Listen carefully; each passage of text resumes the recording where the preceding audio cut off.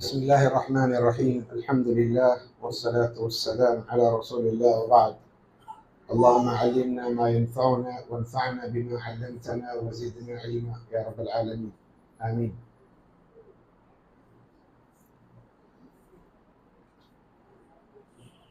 பிரேக்குக்கு முன்னாடி 4 விஷயங்களை டிஸ்கஸ் பண்ணோம். ஒன்று, இஸ்லாத்தில் குழந்தை வளர்ப்பு என்பது வெறுமே ஒரு சாதாரண செயல் கிடையாது, அது ஒரு இபாதத் அப்படின்றத அல்ஹம்துலில்லாஹ் பார்த்தோம். இரண்டாவதாக, திருமணம் அதோடைய நோக்கங்கள் அதை பார்த்தோம். மூன்றாவதாக, நபிமார்கள் பெற்றோர்களாக நபிமார்கள் எப்படி இருந்தார்கள், அவர்களுடைய கவனம் எந்த திசையில் இருந்தது என்பதை ஆதாரங்களுடன் பார்த்தோம். நான்காவதாக, பெற்றோராக தாயாக தந்தையாக இந்த செயலிலே இறங்குவதற்கு முன்பாக தயாரிப்பு என்னெல்லாம் தேவைப்படுகின்றது என்பதை பார்ப்போம். இந்த அமர்விலே மீதியுள்ள 3 விஷயங்களை பார்ப்போம். முதலாவதாக, பெற்றோர்கள் பிள்ளை வளர்ப்பிலே எதிர்பார்க்கக்கூடிய ஸ்டேஜஸ், லெவல்ஸ், நிலைகள். ஒருத்தர்கிட்ட 2 வயசு பிள்ளை இருக்கும், ஒருத்தர்கிட்ட 10 வயசு பிள்ளை இருக்கும். 2 பேரும் ஒரே மாதிரி பார்க்க முடியாது இல்லையா? அவங்களுக்கு என்ன வித்தியாசம், எந்தெந்த வயசுல என்னென்ன விஷயங்களை நம்ம கவனிக்க வேண்டும். ஸ்டேஜஸ் ஆஃப் பேரண்டிங் இன்ஷா அல்லாஹ் 5வது விஷயமாக நம்ம இதை பார்ப்போம். இதுல கொஞ்சம் நம்ம ஃபர்ஸ்ட் செஷனை விட்டு கொஞ்சம் நம்ம மாறுபடுவோம். ஏனென்று சொன்னால், சூழ்நிலைகள் மாறிக்கொண்டே இருக்கும். அந்த சூழ்நிலைகள் மாற மாற பிள்ளைகளுடைய லெவலும் மாறும். உதாரணத்திற்கு, இப்ப நம்ம வீட்டுல ஒரு 5 வயசு பிள்ளை இருக்கு. அவங்க இப்ப 5 வயசுல இருக்கிறதும் நாம 5 வயசா இருக்கும் போறதும் ஒரே மாதிரியா இருந்தோம். அவர்களுக்கு இப்ப என்னெல்லாம் தெரிஞ்சிருக்குது, அவங்களுக்கு இப்ப என்னெல்லாம் எக்ஸ்போஜர் இருக்குது அப்படின்றது வேற. அப்ப நாங்க 5 வயசுல இப்படி இருந்தோம் அப்படின்றதுக்காக அதை எடுத்துட்டு இங்க நம்ம யூஸ் பண்ண முடியாது. So we will use some things from modern psychology.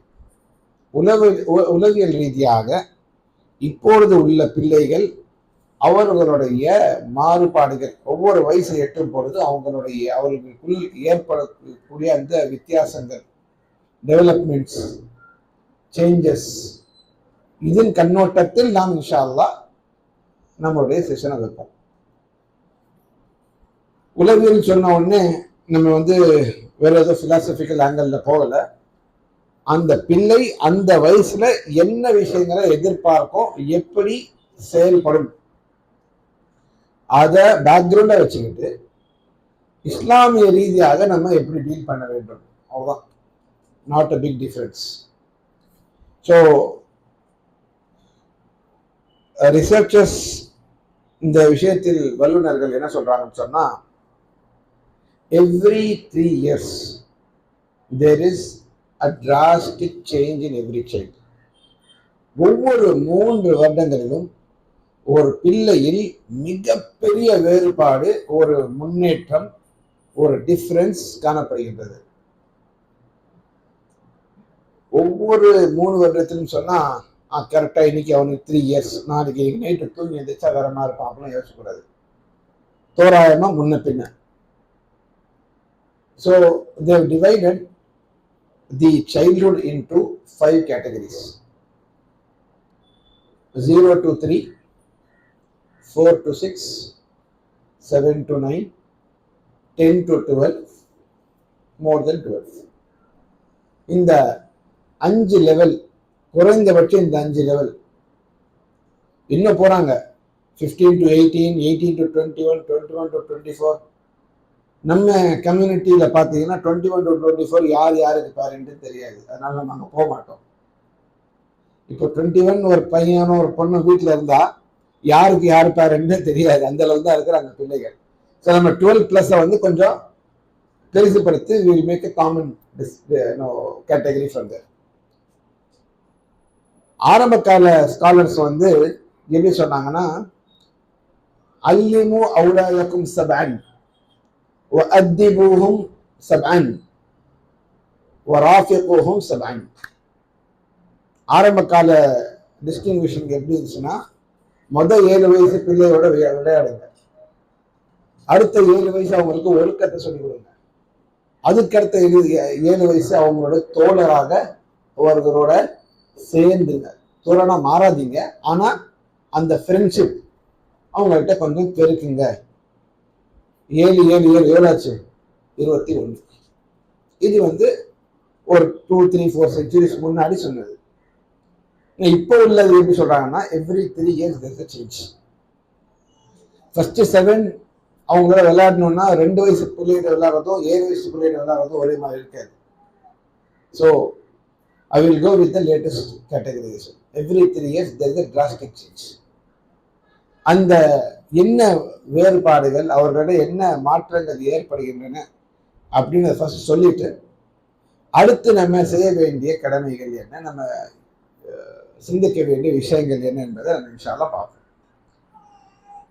0 to 3 first stage, அதாவது 3 வயசுக்கு கீழே.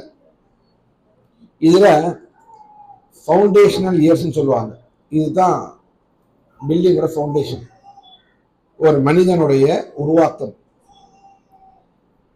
இதுல ஒரு மிகப்பெரிய சிம்டம், இதுல ஒரு மிகப்பெரிய ஒரு டிஃபரன்ஸ் அல்லது ஒரு ப்ராமினன்ட் கேரக்டர், அதாவது பிரத்யேகமான ஒரு விஷயம் என்னன்னு சொன்னா, இந்த 3 இயர்ல வந்து குழந்தை தாய் கிட்ட ஒட்டுற அளவு தந்தை கிட்ட ஒட்டாது. 0 to 3 இயர்ஸ்ல தாய் தந்தை பிள்ளை அப்படின்னா டிஃபால்ட்டா பிள்ளை வந்து யாருக்கு நெருக்கமா இருக்கும்? தாய்க்கு தான் நெருக்கமா. அதுக்கு 2 விஷயம். ஒரு எமோஷனல் பாண்டிங், ஒரு எமோஷனல் பாண்டிங் என்னன்னு சொன்னா, அவங்க வந்து உணவளிக்கிறாங்க, நான் சொல்றது புரிஞ்சுக்கோங்க சரிங்களா, அவங்க உணவளிக்கிறாங்க அப்படின்ற ஒரு ரீசன். 2வது வந்து பிள்ளை எங்கேயோ போகல, வீட்டில தான் இருக்குது, தந்தை வெளில போறாரு வேலைக்கு. அப்போ majority of the time, in fact 100% of the time பிள்ளை யாரோட இருக்கிறான்? தாயோட இருக்கு. அப்படி இருக்கும்போது ஆட்டோமேட்டிக்கா அந்த பாண்டிங் ஸ்ட்ராங் ஆயிருது. ஸோ ஃபர்ஸ்ட் 3 இயர்ஸ் அந்த பிள்ளை வந்து தாயுடன் மிகவும் நெருக்கமான ஒரு நிலையில் இருக்கின்றான். அது பையனா இருந்தாலும் சரி, பொண்ணா இருந்தாலும் சரி. இது ஒண்ணு. 2வது லாங்குவேஜ் ஸ்கில்ஸ் இந்த ஃபர்ஸ்ட் 3 இயர்ஸ்ல வந்து குழந்தை அக்வயர் பண்ணுது. புரிஞ்சிக்காம யாருமே கிராமர் நஹு சர்ஃப்லாம் எடுக்கிறது கிடையாது. தானா கேட்டு கேட்டு கேட்டு லாங்குவேஜ் டெவலப்மெண்ட் பில்ட் ஆகுது. வீட்டில் உருது பேசுவாங்க, தமிழ் பேசுவாங்க, அண்ணன்மார்கள் ஸ்கூல்ல வந்து இங்கிலீஷ் பேசுவாங்க. எல்லாத்துலையும் கொஞ்சம் கொஞ்சம் கொஞ்சம் அந்த பிள்ளை வந்து எடுத்துக்கும். என்னன்னு தெரியாது, புரியாது, ஆனா அது அக்வயர் பண்ணும், அப்சர்வ் பண்ணும். ஸ்பாஞ்ச் மாதிரி எதுல போட்டு நீங்க தேய்ச்சாலும் அது உள்ள எடுத்துக்கும். First 3 years. இதுல வந்து இந்த ஃபவுண்டேஷனல் இயர்ஸ்ல மிகவும் கவனமாக இருக்க வேண்டியவங்க யாருன்னு சொன்னா தாய். நான் சொன்னேன் மிகவும் கவனமாக. அப்போ தந்தை இருந்து கவனம் இல்லாம இருக்கணும் அவசியம் இல்லை. கம்பேரிட்டிவ்லி தாய் தந்தை கம்பேர் பண்ணும் போது மிகவும் கவனமாக இருக்க வேண்டியவங்க தாய். 2 விஷயம். ஒரு விஷயம் வந்து அல்லாஹ் சுப்ஹானஹு வ தஆலா அந்த பிள்ளைக்கான உணவை தாய் மூலியமாக வளர்க்கிறாங்க. அது அவங்களுடைய ஹக்கு, அந்த பிள்ளையுடைய ஒரு ஹக், அதோட உரிமை. காரணம் இல்லாம, தகுந்த காரணம் இல்லாம அந்த ஹக்கை நீங்கள் நிராகரிக்க கூடாது. அந்த ஹக்கை விட்டு அவர்களை மஹ்ரூம் ஆக்கக்கூடாது. அவர்களிடத்திலிருந்து அந்த ஹக்கை நீங்கள் பறிக்க கூடாது. والوالدات يرضعن أولادهن حولين كاملين لمن أراد أن يتم الرضاعة. 2 வருடங்கள் முழுக்க முழுக்க யார் தன்னுடைய பிள்ளைக்கு கேர் செய்யணும்னு நினைக்கிறாங்களோ 2 வருடங்கள் முழுமையாக செய்யலாம். வஹம்லுஹு வஃபிசாலுஹு 30 ஷஹரா. இன்னொரு இடத்துல குர்ஆன்ல அல்லாஹ் சுப்ஹானஹு வ தஆலா குறிப்பிடுகிறான், ஒரு பிள்ளையை தாய் பார்த்துக்கிற டியூரேஷன் 30 மாசங்கள், 30 மாதங்கள். இந்த 30 மாதங்கள் எப்படி கணக்கு செய்யறாங்கன்னு சொன்னா, 2 வருடங்கள் பிறந்ததற்கு பிறகு 6 மாதங்கள் பிறப்பு மீன்பா. குறைந்தபட்சம் ஜெஸ்டேஷனல் பீரியட்னு சொல்லுவாங்க. குறைந்தபட்சம் உள்ள இருக்க வேண்டிய காலம் 6 மாசம். சிலருக்கு 7, சிலருக்கு 8, பெரும்பாலும் 9. ஆனா குறைந்தபட்சம் 6. ஒரு உயிரினம் உயிரோடு வெளில வரணுன்றதுக்கான மினிமம் டியூரேஷன் 6 months. மனிதனுடைய கேட்டகரியில ஒரு பிறவியா உயிரோட பிறக்கணும்னு சொன்னா அதுக்கு மினிமம் பீரியட் 6 மாசம் உள்ள தங்க வேண்டிய காலம். அந்த 6 24 கூட்டினோம்னா 30, 30 ஷஹரா. இந்த 30 மாதங்கள் அந்த தாய் அந்த பிள்ளையை கவனமாக பார்த்து கொள்ள வேண்டும். இது ஒரு டியூட்டி. மூன்றாவதாக தாயுடைய டெய்லி ஸ்கெடியூல். தாயுடைய டெய்லி ஸ்கெடியூல் இருக்குல்ல, அது ஆட்டோமேட்டிக்கா மாறும். பிள்ளை எப்போ தூங்குதோ அப்போதான் இவங்க தூங்குவாங்க, பிள்ளை எப்போ எழுந்திருக்கிறதோ அப்போ இவங்க முடிச்சுட்டே இருப்பாங்க. அது நைட்டு பகல்லாம் கிடையாது. பிள்ளையோட ஷெடியூலும் இவங்களோட ஷெடியூலும் கரெக்டாக அலைன் பண்ணிப்பாங்க. சில நேரத்தில் இவங்க தூங்காமலே இருப்பாங்க, பிள்ளை மட்டும் தூங்கும். அது ஒவ்வொரு ஃபேமிலிக்கு ஏற்ற. ஆனால் எப்பொழுது பிள்ளை முழித்து கொண்டிருக்கின்றதோ, எந்த விதமான கஷ்டங்கள் இல்லாமல் குழந்தை அல்ஹம்துலில்லாஹ் ப்ராப்பராக இருக்கின்றதோ, அந்த நேரத்தில் பெற்றோர்கள், குறிப்பாக தாய், தன்னுடைய செயல்பாடுகளை மிகவும் கவனித்து செய்ய வேண்டும். குறிப்பாக நாவினால் வருகின்ற வார்த்தைகள், ஏசுதல் இல்லாமல், திட்டுதல் இல்லாமல், கெட்ட வார்த்தைகள் இல்லாமல், வீண் பேச்சு இல்லாமல், மன் கான யுமினு பில்லாஹி வல் யௌமில் ஆகிர் ஃபல்யகுல் கைரன் அவ் லியஸ்முத். நல்ல விஷயத்தை பேச வேண்டும் அல்லது அமைதியாக இருக்க வேண்டும். என்று சொன்னால் அந்த வார்த்தைகள் தான் அந்த பிள்ளை முதலாக எடுத்துக்கொள்ளும். தாய் நாவினால் வருகின்ற வார்த்தைகள், அது சுப்ஹான் அல்லாஹ்னா சுப்ஹான் எடுத்துக்கும், போடி இவலேன்னு சொன்னா அது எடுத்துக்கும். அது என்ன வார்த்தை அந்த பிள்ளை எடுத்துக்க வேண்டும் என்பதை தீர்மானிப்பது தாய். தந்தை பெரும்பாலும் வேலையில இருப்பார். வந்தா சில நேரத்துல தந்தை வரும்போது குழந்தை தூங்கி இருக்கும். ஸோ தந்தைக்கு உரையாடுறதுக்கான டைமும் இருக்காது சில நேரத்துல. நான் சொன்னது பை டிஃபால்ட், சரிங்களா? அப்போ தாயோடைய கவனம் முதல்ல அந்த பிள்ளையோட ஹக்கு உணவு விஷயத்துல, 2வது அவங்களுடைய ஷெட்யூல்ல அவங்க பயன்படுத்துகின்ற வார்த்தைகள், அவங்களோட ஆக்டிவிட்டிஸ். உட்கார்ந்து டிவி பார்த்துட்டு இருக்கிறாங்க, இல்லை ஏதோ பாட்டு கேட்டுட்டு இருக்கிறாங்க, இல்லை ஏதோ பண்றாங்கன்னா ஆட்டோமேட்டிக்கா அந்த பிள்ளை அந்த நேரத்திலிருந்து அந்த விஷயங்களுக்கு பழக்கப்படும். நாளைக்கு போய் நான் டிவி கொடுக்க மாட்டேன், நீ டிவி பார்க்காத, நீ இதை பார்க்குற, நீ அதை போய் தவிர்த்தோம்னா டூ லேட். நம்பர் 2. நம்பர் 3, வெறுமனே அவர்களுடைய உடல்நிலை பற்றி கவலைப்படாமல் அவர்களுடைய மார்க்கத்துடைய விஷயங்களும் கொஞ்சம் கொஞ்சமாக அவர்களிடத்திலே நாம் கொண்டு போய் சேர்க்க வேண்டும். குறிப்பாக ஜிக்ர், அல்லாஹ்வை ஞாபகம் கூறுதல். எந்திருக்கும் பொழுது பிஸ்மில்லா, உட்காரும் பொழுது பிஸ்மில்லா, ஊட்டும் பொழுது பிஸ்மில்லா, சாப்பிட்டு முடித்த பிறகு அல்ஹம்துலில்லா, தண்ணீர் அருந்த பிறகு அல்ஹம்துலில்லா. இந்த மாதிரி ஒவ்வொரு வார்த்தைகள்ல அல்லாஹ்வுடைய ஜிக்ர் அந்த குழந்தையுடைய ஆள் மனதிலே இருக்க வேண்டும். குல்லு மௌலூதின் யூலது அலல் ஃபித்ரா. ஞாபகம் வைத்துக் கொள்ளலாம், ஒவ்வொரு பிள்ளையும் ஃபித்ராவிலே, இஸ்லாத்திலே பிறக்கின்றது. அந்த ஃபித்ராவிலே, அந்த இயல்பான நிலையில, அந்த இஸ்லாமிய மார்க்க அடிப்படையில் அந்த வளர்ப்பை நாம் முன்னெடுத்து செல்ல வேண்டும் என்பதை பெற்றோர்கள் புரிந்து கொள்ள வேண்டும். ரசூலுல்லாஹி ஸல்லல்லாஹு அலைஹி வஸல்லம் என்ன சொன்னாங்க? ஃபஅபவாஹு யுனசரானி அவு யுஹவிதானி அவு யுமஜிசானி. எந்த வீட்டிலே பிள்ளை பிறந்தாலும் அது ஒரு முஸ்லிமாக தான் பிறக்கின்றது. அதற்கு பிறகு அவர்களுடைய பெற்றோர்கள் அது யூதர்களாகவும் கிறிஸ்தவர்களாகவும் இல்ல நெருப்பு வணங்கியாகவும் மாற்றி விடுகிறார்கள். அப்போ குஃப்ரை நோக்கி ஷிர்கை நோக்கி பிள்ளையை தள்ளுவதில் பெரும்பாலான பங்கு யாருக்கு இருக்கிறது? அபவாஹு, அவர்களுடைய பெற்றோர்கள். அப்போ அந்த தௌஹீதிலே பிறந்த குழந்தையை, ஃபித்ராவிலே பிறந்த குழந்தையை ஃபித்ராவிலேயே வைத்துக் கொள்ள வேண்டியது நம்முடைய கடமை, பெற்றோரோட கடமை.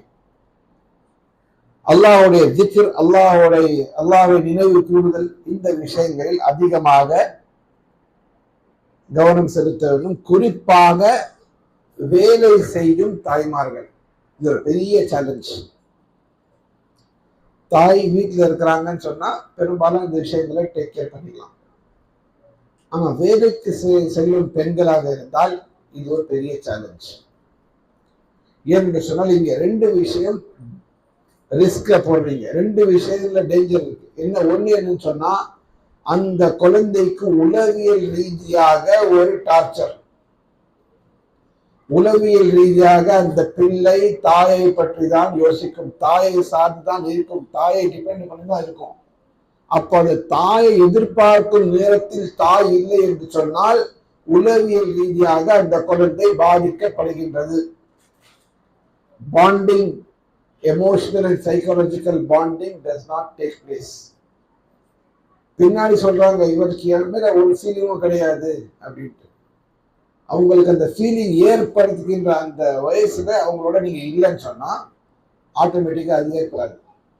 நிறைய கல்ஃப் கண்ட்ரீஸ்ல நீங்க பார்க்கலாம், அவங்க ஒரு ஹத்தாமான்னு சொல்லிட்டு ஒரு மெய்டு வச்சிருப்பாங்க, பிள்ளைகளை பார்த்துக்கிறதுக்கு மெய்டு இருப்பாங்க. அந்த மெய்டு தான் நிறைய நேரம் அந்த குழந்தையோட டைம் ஸ்பெண்ட் பண்ணுவாங்க. ஈவினிங் மம்மா வருவாங்க ஆபீஸ்ல இருந்து, மெய்டு விட்டு அந்த குழந்தை வராது அம்மா கிட்ட. இந்த மெய்டை விட்டு அம்மா வந்தோடனே அம்மா கிட்ட போகணும்னு தோணாது பிள்ளைக்கு. ஏன்னு சொன்னா அவங்க டைம் ஸ்பெண்ட் பண்ணல. யார் டைம் ஸ்பெண்ட் பண்ணாலும் அவங்களோட இந்த குழந்தை நெருங்கி பழகிடுது. பின்னாடி காலத்துல என்ன குழந்தை நெருங்க மாட்டேங்குது, என்கிட்ட வர மாட்டேங்குது, என்கிட்ட டைம் ஸ்பெண்ட் பண்ண மாட்டேங்குதுன்னு சொன்னா அவங்க எந்த காலத்துல பாண்டிங் ஏற்படுத்துகிறார்களோ அந்த காலத்துல நீங்க இல்லைன்னா அது வாழ்க்கை ஃபுல்லா அந்த டிஃபரன்ஸ் தெரியும். ஸோ முதல் விஷயம் என்னன்னு சொன்னா, அந்த எமோஷனல் பாண்டிங், அவங்களுக்கு கொடுக்கக்கூடிய சைக்கலாஜிக்கல் சப்போர்ட் ஒரு பிரச்சனை. இது பண்ணும் பொழுது தாய்க்கும் பிரச்சனை, தாய்மார்களுக்கு தெரியும். அந்த முதல் காலங்கள்ல முதல் பருவத்துல பிள்ளைகளை விட்டு தாய் விலகி இருப்பது எவ்வளவு கஷ்டம் தாய்க்கும் தெரியும். So it's not one sided. பிள்ளைக்கும் தாய் தேவை, தாய்க்கும் பிள்ளை தேவை. இது ஃபர்ஸ்ட். செகண்ட் நீங்க இல்லாத நேரத்துல குழந்தை யார்கிட்ட வளருது, என்ன பழக்கங்களை கற்றுக்குது, என்ன வார்த்தைகளை கேட்குது, எப்படி தன்னுடைய நேரத்தை செலவழிக்கிறது உங்களுக்கு கண்ட்ரோலே கிடையாது. நீங்க விட்டு போறவங்க நல்லவங்களா இருந்தா நல்லவங்களா இருப்பாங்க. நீங்க கண்ட்ரோல் இல்லாத இடத்துல விட்டு போனீங்கன்னா அந்த தீய விஷயங்கள் தான் அவர்களோட வரும். ஆகையால் இந்த முதல் 3 வருடத்துல தாய்மார்கள், குறிப்பாக ஒர்க்கிங் மதர்ஸ், ரொம்ப கவனமா இருக்கணும். அவர்களுக்கு நெருக்கடியான சூழ்நிலை, வேற வழியே இல்லை, வேலை செய்தே ஆகணும், அப்பதான் குடும்பம் நடத்த முடியும் அப்படின்ற மாதிரி இல்லாத காலத்துல ஆப்ஷனலா ஒர்க்கு போறாங்க, இந்த ஒர்க்ல பரவாயில்ல family ஓடுன்னா it is preferable for them to stay with the child.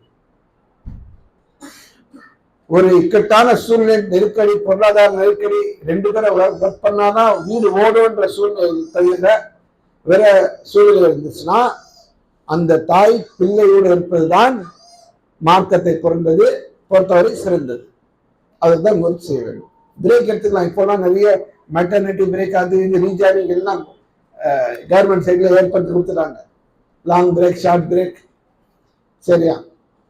ரெண்டாவது 4 to 6 years stage 2.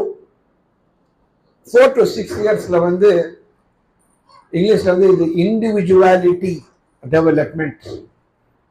Individuality development சொன்னா நானும் ஒரு தனித்தவன், நானும் ஒரு செப்பரேட் ஹியூமன் பீயிங் அப்படின்ற அந்த புரிதல் அந்த பிள்ளைக்கு அப்புறம் வரும்.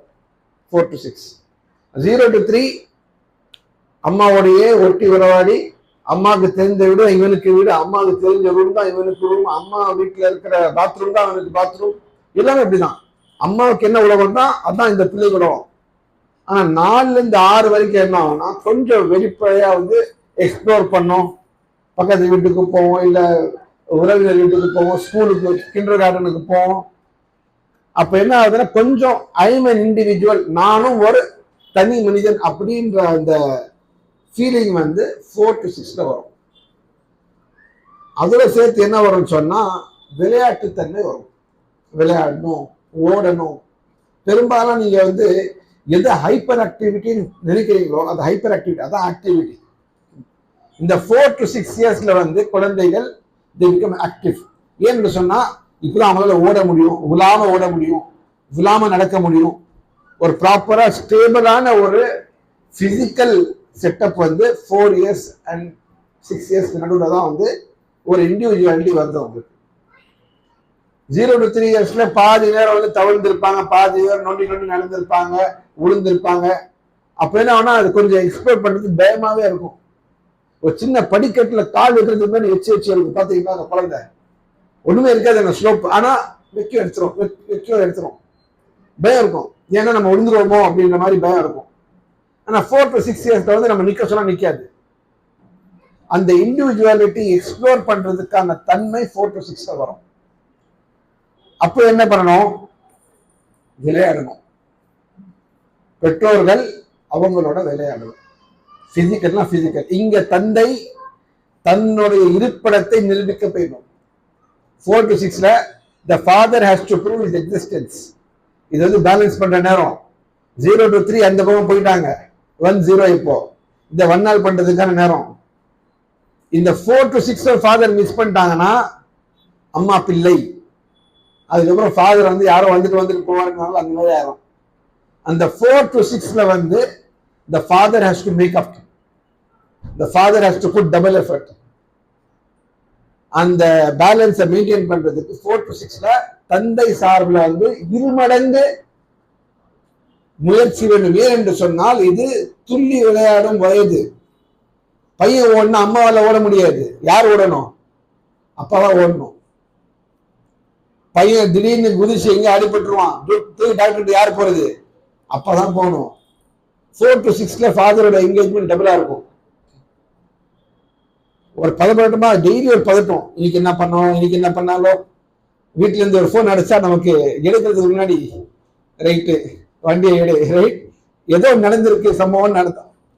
4 to 6ல கொஞ்சம் டபுள் கேர்ஃபுல்லா இருக்க வேண்டிய நிலைமை ஃபாதர்ஸுக்கு. And it is natural. பாருங்க, இது வந்து இயற்கையாகவே வந்து இது ஒரு பேலன்சிங் ஆக்ட். 0 to 3 ஒரு பக்கம் அவங்க நிலைஞ்சிட்டாங்கன்னா 4 to 6 கொஞ்சம் நடுத்தரைக்கு எடுத்துட்டு வர்றதுக்கு கொஞ்சம் ஃபாதருக்கு டபுள் ரெஸ்பான்சிபிலிட்டி.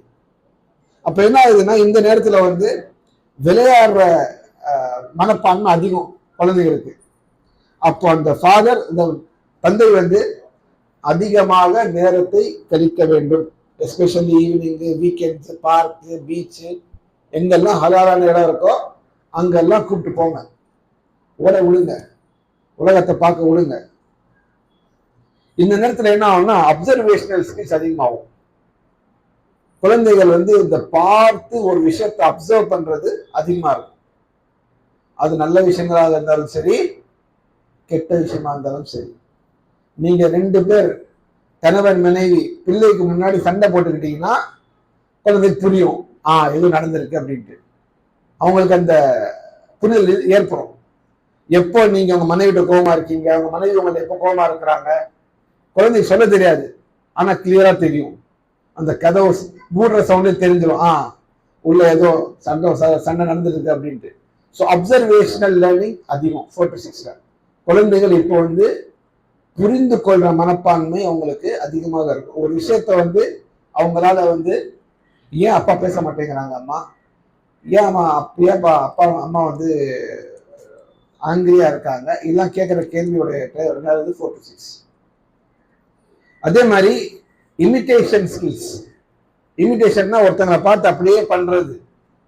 அந்த ஸ்கில்ஸ் இந்த ஏஜ்ல பில்ட் ஆகும். நீங்க குழந்தைகிட்ட போய் தொழுன்னு சொல்ல மாட்டாங்க. நீங்க நில்லுங்க, முசலா போட்டு பக்கத்துல வந்து நிற்கும். நீங்க ஒன்றும் சொல்ல வேணாம், நீங்க சஜ்தாவுக்கு போங்க, அந்த குழந்தை சஜ்தாவுக்கு போகும். நீங்க எந்திரிக்க, நீங்க உட்காரும். இமிட்டேஷன் ஸ்கில்ஸ் அதிகம். நீங்க செய்யற மாதிரியே செய்யணும், நீங்க பேசுற மாதிரியே பேசணும். நீங்க ஆபீஸ் பேக் மாட்டீங்கன்னா அந்த குழந்தை அப்பா இப்படி ஆபீஸ் பேக் மாட்டுவாங்கன்னு மாட்டுவாங்க. பைக் பிடிச்சாங்கன்னா எங்க அப்பா ஓட்டுற மாதிரியே ஓட்டுவான். ஆக்ஷன்ஸை சிமுலேட் பண்ணும். ஆக்ஷன்ஸ் அப்படியே ரிப்பீட் பண்றதுக்கான வயசு. ஸோ உங்களோட ஆக்ஷன்ஸ் அதே மாதிரி தான் இருக்கணும், ரிப்பீட் பண்றதுக்கு லாயக்கா இருக்கணும். சரிங்களா? மற்றவங்களை அடிச்சுக்கிட்டு ஏசிக்கிட்டு திட்டிக்கிட்டு இருந்தீங்கன்னா அதை இமிட்டேட் பண்ணும். நிறைய கெட்ட வார்த்தைகள், கெட்ட பழக்கங்கள் நவுதுபில்லா உருவாகின்ற வயசு 4 to 6. ஒரு வீட்டில் எப்ப பார்த்தாலும் பாட்டு, எப்ப பார்த்தாலும் சண்டை சச்சரவு, தவறான வார்த்தைகள், தவறான செயல்கள் ஒரு வீட்டில இருந்து ஒலிக்குது அப்படின்னு சொன்னா அந்த வீட்டில் இருக்கின்ற பிள்ளை இந்த வயசுல அதை ஆட்டோமேட்டிக்கா எடுத்து இமிட்டேட் பண்ணும். இந்த வயசுல பிள்ளைகள் நாம கேட்காத வார்த்தைகள், நம்ம கேட்காத பாடல்கள் தான் பாடுகின்ற வயசு, கேட்டுருக்கும். அதனால கொஞ்சம் கவனம் தேவை. Fathers more in this age. இந்த நேரத்துல நம்ம செய்ய வேண்டியதுன்னு சொன்னா, அல்லாஹ் ஒருத்தன் இருக்கின்றான், அல்லாஹோட தௌஹீத், அல்லாஹ் தான் நம்மை படைத்தான், அல்லாஹ் தான் நமக்கு இது உணவளித்தான், அல்லாஹ் தான் நமக்கு இது கொடுத்தான், அல்லாஹ் தான் நமக்கு அதை கொடுத்தான். அல்லாஹோட முஹப்பத்தை மேம்படுத்துவது. டிஃபால்ட்டா முஹப்பத்துல்லாஹ் மௌஜூதா ஃபில் கல்ப். ஃபித்ராவிலே அல்லாஹ்வை நேசிக்கிறது, அல்லாஹ்வின் மீது முஹப்பத் வைப்பது என்பது டிஃபால்ட்டா அல்லாஹ் சுப்ஹானஹு வ தஆலா ஒவ்வொரு உள்ளத்திலும் வைத்திருக்கின்ற ஒன்று. அதை மேம்படுத்தணும். எப்படி மேம்படுத்தணும்னு சொன்னா, அல்லாஹோட நியமத்துகளை நினைவு கூர்ந்து கூர்ந்து கூர்ந்து, இப்ப நீ சாப்பாடு பார்த்தியா, இது அல்லாஹ் தான் கொடுத்தான். இப்ப வாங்கின ட்ரெஸ் இருக்கியா, அல்லாஹ் தான் கொடுத்தான். சைக்கிள் இப்போ புதுசா கிடைச்சதுல இது அல்லாஹ் தான் கொடுத்தான். ஒவ்வொரு விஷயத்தை நீங்க வாங்கி கொடுக்கும் பொழுது அத்தா வாங்கி கொடுத்தேன் சொல்லாதீங்க. நீங்க செய்யற பெரிய தவறு என்னன்னா, நம்ம செய்யறத சொல்லி சொல்லி சொல்லி சொல்லி காமிக்கிறது. அத்தா நெத்தான எனக்கு கார் வாங்கி கொடுத்தேன், அத்தா நெத்தான இது பண்ணி கொடுத்தேன், அத்தா நெத்தான அம்மாவோட. எல்லா நல்ல விஷயங்களுக்கும் அல்லாஹ் தான் காரணம் என்பதை, தௌஹீதை இந்த விதத்திலே நீங்கள் விதையுங்கள். நேற்று நல்ல விஷயத்தை சாப்பிட்டீங்களா, அல்ஹம்துலில்லாஹ், அல்லாஹ் உங்களுக்கு உணவு கொடுத்தான். புது ட்ரெஸ் எடுத்து கொடுத்தீங்களா, பாரு அல்லாஹ் நல்ல ட்ரெஸ் கொடுத்துருக்கான். ஒரு சைக்கிள் வாங்கி கொடுத்தீங்களா, பாரு அல்லாஹ் சைக்கிள் கொடுத்துருக்கான். எல்லா நல்ல நன்மையான விஷயங்கள், நல்ல விஷயங்களை அல்லாஹ்வின் பால் திரும்பி விடுங்க. அப்பதான் தௌஹீத் வரும், அப்பதான் அல்லாஹ்வின் மீது அந்த முஹப்பத் வரும். அல்லாஹ்விடத்தில் தான் கேட்க வேண்டும் என்ற மனப்பான்மை வரும். ஒரு விஷயம் அல்லாஹ் தான் கொடுக்குறான் நம்ம திரும்ப திரும்ப திரும்ப சொல்லும் போது நாமும் நாளைக்கு அந்த பிள்ளைக்கு ஏதாவது தேவைப்பட்டுச்சுன்னா யார்கிட்ட கேட்கும்? அதோட அதுதான் தௌஹீதோட வரவேற்பு. நம்ம நம்ம பெருமையை பறைசாற்றுவதற்காக எப்ப பார்த்தாலும் நான் வாங்கி கொடுத்தேன். இந்த விஷயத்தை பெற்றோர்கள், குறிப்பாக தந்தைகளும் வெளியில வாங்கி கொடுக்கிற விஷயம் தந்தைகளும் சொல்லி காட்டுவாங்க. தாய்மார்கள் இந்த காலையில எந்திரிச்சு டிஃபன், பிரேக், ஸ்நாக்ஸ் எல்லாம் சமைச்சு கொடுக்குறாங்க பாருங்க. நான் நேற்று தானே சமைச்சு கொடுத்தேன், உனக்கு இந்த பிரேக்ல இந்த ஸ்நாக்ஸ் வச்சேன், அந்த பிரேக்ல அந்த லஞ்ச் வச்சேன், இது சொல்லிக்கிட்டே இருப்பாங்க. நீ பாதி மிச்சம் எடுத்துட்டு வர்ற, யாரு கழுவுறது உன் பாட்டில, யாரு கழுவுறது டிஃபனை, யாரு கழுவுறது, உன் ஷர்ட் பேண்ட்டை யாரு துவைச்சு போடுறது, இதெல்லாம் சொல்லக்கூடாது. அவங்கள நெறிமுறைப்படுத்துங்கள், அவங்கள ஒழுக்கப்படுத்துங்கள். That's different thing. அவங்கள டிசிப்ளின் பண்றதுக்கும் ஷோயிங் ஆஃப் யுவர் எஃபர்ட்டுக்கும் டிஃபரன்ஸ் இருக்கு. நான் இதை பண்றேன்னு சொல்லாதீங்க. அவங்க எதை தவறு செஞ்சாங்கன்னா திருத்துங்க, அவங்கள ஒழுங்குபடுத்துங்கள். ஆனால் அந்த ப்ராசஸ்ல நான் இதை பண்றேன்னு சொன்னீங்கன்னா அவனுக்கு அந்த அல்லாஹ்வின் மீது இருக்கிற அந்த முஹப்பத்தை வளர்க்க முடியாது. சரி, இதே நேரத்தில் கொஞ்சம் கொஞ்சம் தொழுகை, துஆ கொஞ்சம் சொல்லிக் கொடுங்க. தொழுகிற நேரத்தில் தொழுவுங்க, கரெக்டா தொழுங்க. பிள்ளை பார்க்குற இடத்துல நின்று தொழுவுங்க. துஆ கேளுங்க. துஆ கேளும் போது தொழுகை பிள்ளை வச்சிருந்து துவா கேளுங்க, பிள்ளைக்கு வந்து 2 துவா சொல்லி கொடுங்க. பேசிக் ஆடை அணிகிறது, சாப்பாடுக்கு முன்னாடி சாப்பாடுக்கு பின்னாடி அன்றாட துவாக்கள், வீட்டுல இருந்து வெளில போகும்போது பிஸ்மில்லா தவக்கல்து அலல்லாஹ், அந்த குழந்தை எவ்வளவு அளவுக்கு மனப்பாடம் பண்ண முடியுமோ அந்த அளவுக்கு துவாக்கள் சொல்லிக் கொடுங்க. அப்போ அந்த குழந்தைக்கு என்ன, ஓகே இந்த இடத்துல துவா ஏதோ ஓதணும் அப்படின்னு ரெஜிஸ்டர் பண்ணிடுங்க. நீண்ட துவா இருந்தா பின்னாடி அந்த குழந்தை வந்து மனப்பாடம் செஞ்சுக்கும். ஆனா this is an instance for துவா அப்படின்றத அந்த மைல்ஸ்டோன் வச்சிருங்க. ஒரு இண்டிகேட்டர், நம்ம அந்த பேப்பர் புக் மார்க் வைப்போம் தெரியுமா, புக்ல இந்தந்த இடத்துல, அந்த மாதிரி இந்தந்த இடத்துல ஒரு துவா இருக்குன்றத போட்டு விட்டுருங்க. அந்த குழந்தை கெப்பாசிட்டி எப்போ அடையுதோ அப்போ அந்த துவா வந்து மனப்பாடம் பண்ணிக்கும். ஆனா இங்க ஒரு துவா இருக்குதுன்றதை ஒரு சொல்லி கொடுத்துருங்க. உதாரணத்துக்கு ரெஸ்ட் ரூம் யூஸ் பண்ணி வெளில வரும்போது என்ன குஃப்ரானக, இது ஒரு குழந்தை மனப்பாடம் பண்றது பெரிய விஷயம் கிடையாது. அது மாதிரி சின்ன சின்ன துவாக்கள் ஓதி கொடுத்துருங்க. கொஞ்சம் நீளமான துவாக்கள் வந்து நீங்க சொல்லி அதை ஒப்பிக்க வைங்க, நீங்க சொல்லி அதை ரிப்பீட் பண்ண வைங்க. அப்ப என்ன ஆகும்னா அந்த குழந்தைக்கு ஒரு கான்சியஸ்னஸ், இந்த நேரத்தில் நாம அல்லாஹ்வை நினைவு கூறணும் அப்படின்றத வந்து ரெஜிஸ்டர் பண்ணிடுங்க. சரி, ஸ்டேஜ் 3 7 to 9 years. 7 to 9 yearsல வந்து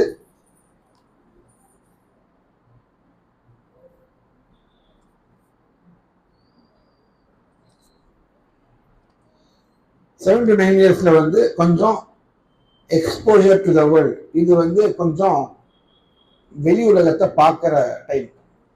அதுல என்ன ஆகும்னா புது புது விஷயங்களை குழந்தை பார்க்கும். பார்க்கும் பொழுது கொஸ்டின்ஸ் வர ஆரம்பிக்கும். அந்த குழந்தை மனசுல வந்து கொஸ்டின்ஸ், குறிப்பா இந்த காலத்துல நம்ம சொன்னா ஒய், நீங்க ஒரு 7 வயசு பையன் இது பண்ண வை, இது பண்ணாத வை, இங்க வா வை, அங்க போ வை. இந்த வைங்க கொஸ்டினுக்கு அளவே கிடையாது. இப்போ இந்த 7ல இருந்து 9 வயசுக்குள்ள பிள்ளைங்க வந்து எல்லாத்துக்கும் அவங்களுக்கு காரணம் வேணும். நான் சொல்றேன் செய் வை, நீங்க சொன்ன நான் ஏன் கேட்கணும்னு கேட்பான். இந்த வைக்கான நேரம் இது 7 to 9. இது வந்து நேச்சுரல். பிகாஸ் இப்போ அவனுக்கு வீடு மட்டும் எனக்கு கிடையாது, அவன் 10 இடத்துக்கு போறான், 10 டைப் ஆஃப் ஸ்டூடெண்ட்ஸோட மிக்ஸ் ஆகுறான். இது வரைக்கும் அவன் ஸ்கூல்ல மை ஃபாதர் உங்களோட கொடியை எடுத்துட்டு இருப்பான். இப்போ வந்து மை ஃப்ரெண்டு உங்களை எடுத்து கொண்டு சொல்லுவான். என் ஃப்ரெண்டு கிட்ட அந்த மாதிரி ரப்பர் இருக்கு, என் ஃப்ரெண்டு கிட்ட பென்சில் பாக்ஸ் இருக்கு, என் ஃப்ரெண்டு கிட்ட வாட்டர் பாட்டில் இருக்கு. 4ல இருந்து 6 வரைக்கும் ஸ்கூல்ல போய் வீட்டோட பெருமை பேசுவான். 7வது வயசுல இருந்து வீட்டுல வந்து ஃப்ரெண்டோட பெருமை பேசுவான். நேச்சுரல். அப்ப என்ன ஆகும்னா ஒரு விஷயத்த வந்து அவன்கிட்ட இந்த மாதிரி கார் பாக்ஸ் எனக்கு வாங்கிட்டா வேணாண்டானா ஏன், அப்ப ஆட்டோமேட்டிக்கா அந்த ரிஜெக்ஷனுக்கு குழந்தை யூஸ் ஆகும். 7 to 9ல வந்து அந்த குழந்தைக்கு ரிஜெக்ஷன் தெரியாது. ஏன்னா அதுவே நீ எப்படி வளர்த்துருப்பீங்க, அது வேணுமா எடுத்துக்கோ, இது வேணுமா எடுத்துக்கோன்னு வளர்த்துருப்பீங்க. டக்குன்னு இது கொடுக்க முடியாது அப்படின்னு சொன்னா அதனால ஜீர்ணிக்க முடியாது. அடுத்த லாஜிக்கல் கேள்வி என்ன, வை. when you give rejection, the next question is why. நீங்களும் ஒரு இன்டர்வியூ போயிட்டு you are rejected அப்படின்னு அடுத்த என்ன கேள்வி வரும், வை. ரிஜெக்ஷனோட ஃபர்ஸ்ட் ஹியூமன் ரியாக்ஷன் என்னது, வை. இது சின்ன வயசுல இருந்தே வரும். ஒரு விஷயம் இல்லை என்று சொன்னால் ஏன், அந்த கேள்வியை வந்து உங்களால தடுக்க முடியாது. செகண்ட் என்ன வரும்னா வந்து பொசசிவ்னஸ் வரும். இந்த 7 வயசு பிள்ளைகிட்ட வந்து ஏன் அப்பா, ஏன் அம்மா, ஏன் தாய், ஏன் சைக்கிள், தொடாத, எடுக்காத, இந்த பொசசிவ்னஸ் வந்து குழந்தைக்கு வரும். இது வரைக்கும் ஷேர் பண்ணி விளையாட்டு இந்த டாய்ஸ் எல்லாமே வந்து எடுத்து பேக்ல போட்டோம். இது ஏன் டாய், இது ஏன் கார், இது ஏன் பாட்டில், இது ஏன் சைக்கிள். அது ஏன்னா எல்லாருக்கும் அவங்கவுங்க பொருள் இருக்கணும் அப்படின்ற ஒரு தாட் ப்ராசஸ். நீ விளையாடா உன் சைக்கிள்ல விளையாடு, நீ ஏன்னா உன் வாட்டர் பாட்டில் எடுத்துருப்போம், எதுக்கு எடுக்கிற அப்படின்னு சொல்லிட்டு அந்த பொசசிவ்னஸ் வரும். அந்த பொசசிவ்னஸ் நேச்சுரல் தான், நல்லதுதான் ஒரு விதத்துல. ஏன்னு சொன்னா அந்த பொசசிவ்னஸை நீங்க கரெக்டா சேனல் பண்ணணும். அந்த பொசசிவ்னஸை நீங்க கரெக்டா சேனல் பண்ணீங்கன்னா உங்களால பல விஷயங்களை ஃபியூச்சர்ல ப்ரிவென்ட் பண்ண முடியும் இன்ஷா அல்லாஹ். அதே போல வந்து இப்போ நீங்க செய்ய வேண்டிய விஷயம்னு சொன்னா அல்லாஹ்வுடைய இபாதத், உலூஹியா.